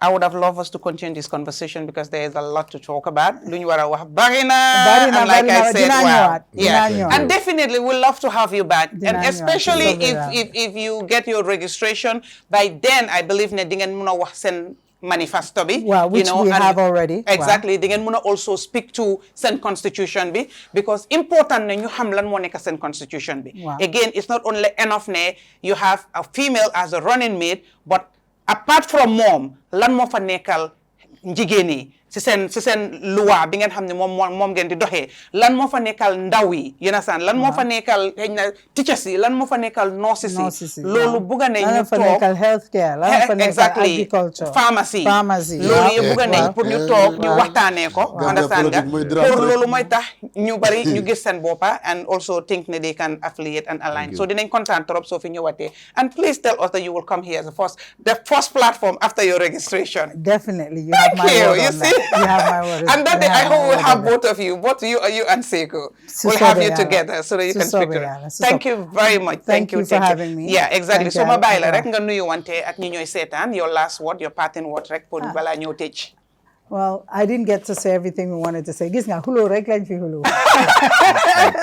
By contrast, I'm happy I came. Dina ñëwaat su soobee Yàlla and we'll finish it again. Definitely. Thank you so much, Neneh.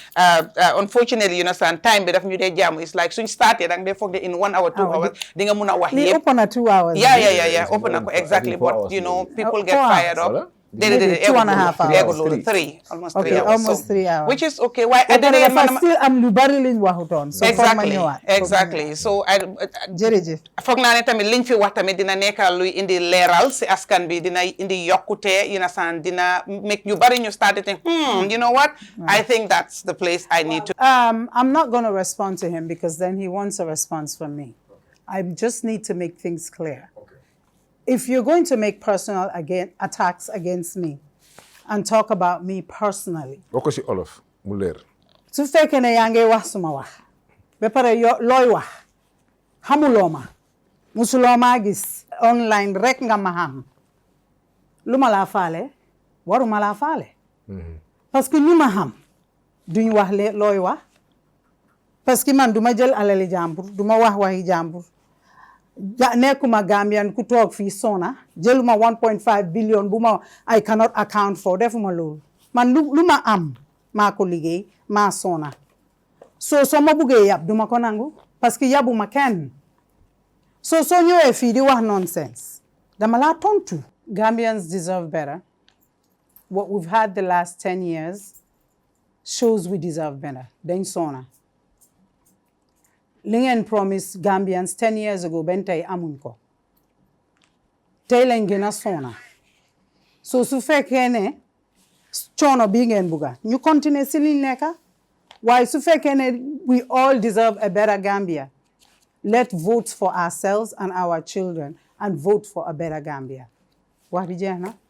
Thank you very much. Thank you very much, Neneh.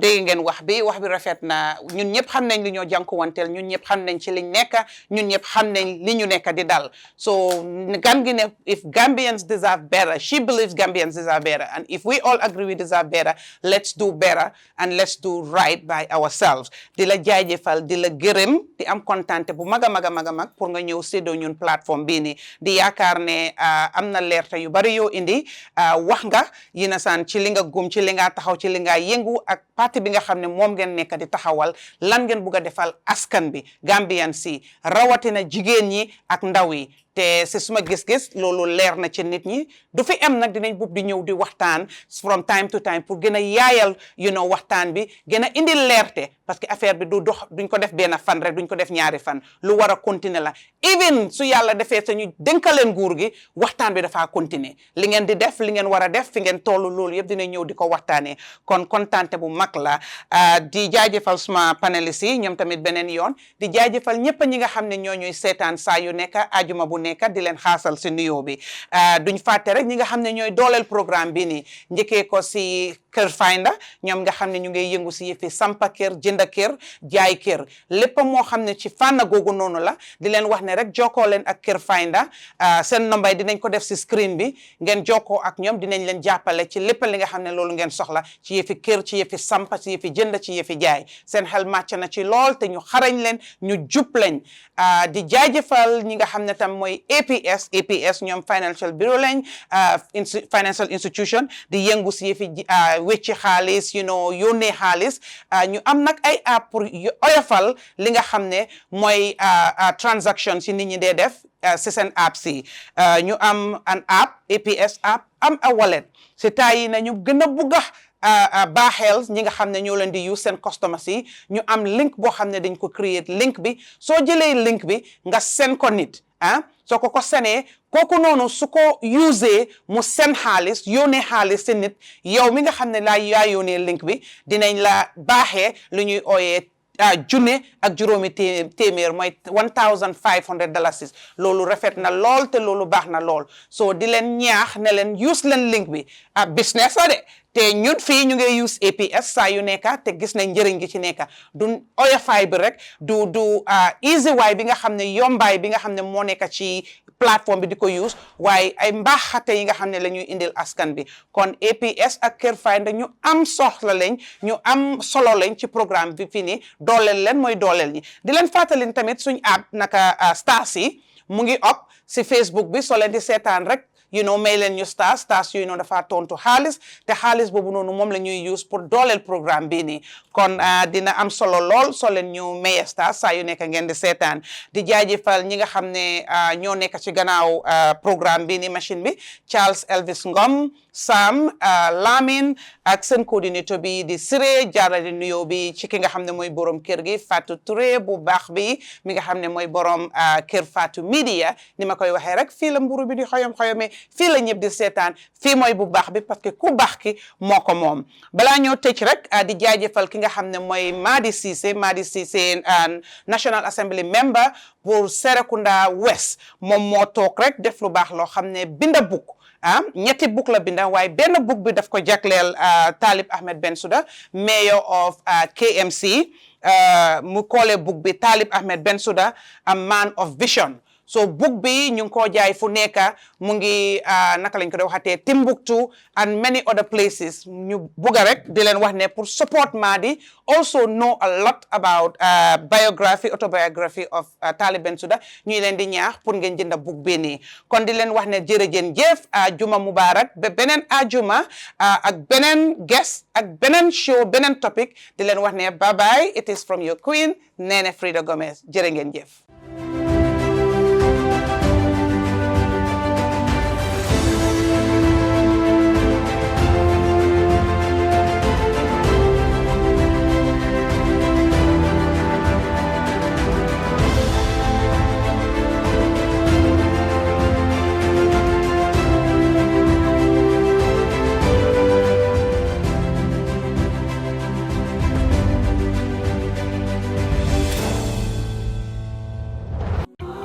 Welcome to Care Madam Sanya, Borom, Sweden. This is another Care Finder masterpiece. Let me take you through it. The first thing that really blew my mind about this house is the crafted seating area just around the car garage. Amazing. And the door is soundproof and transparent. Man, I can't wait to see the rest of it. And now we inside. Look at the living room and how spacious it is. Care Finder, y'all always outdoing yourself. And we now at the kitchen area, and you can see me doing my flexibilities and the drawers are so spacious, and then they have a gas cooker. What else to see? Let's go. Now we in the guest room. Look at how big this guest room is. Super big and nicely decorated. And they have a guest bathroom as well. Man, I can't wait to see the master bedroom. Okay, here we go. We in the master bedroom. Look at how big and spacious this is. And look at how big and spacious the master bathroom is as well. Care Finder, man, you guys are always doing it right. And now let me take you outside a little bit. Let me check my swagger up in this. You can tell I'm killing it on the runway. So now let me take you at the back. They have a swimming pool. My God, look at how spacious this swimming pool is.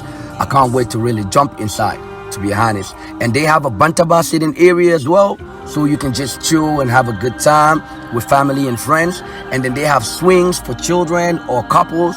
This is the right spot, trust me. And this house is just next to Care Madam Secka. Up your sleeves for our next gated community. What is this gated community gonna look like? Because Care Finder, they always coming up with this special, amazing stuff that we don't even think about. So I really cannot wait for it. So in case you're interested, you can just call 417-2215 for more information. And disclaimer, this property is not for sale, has an owner and not open for viewing. Care Finder is here for you.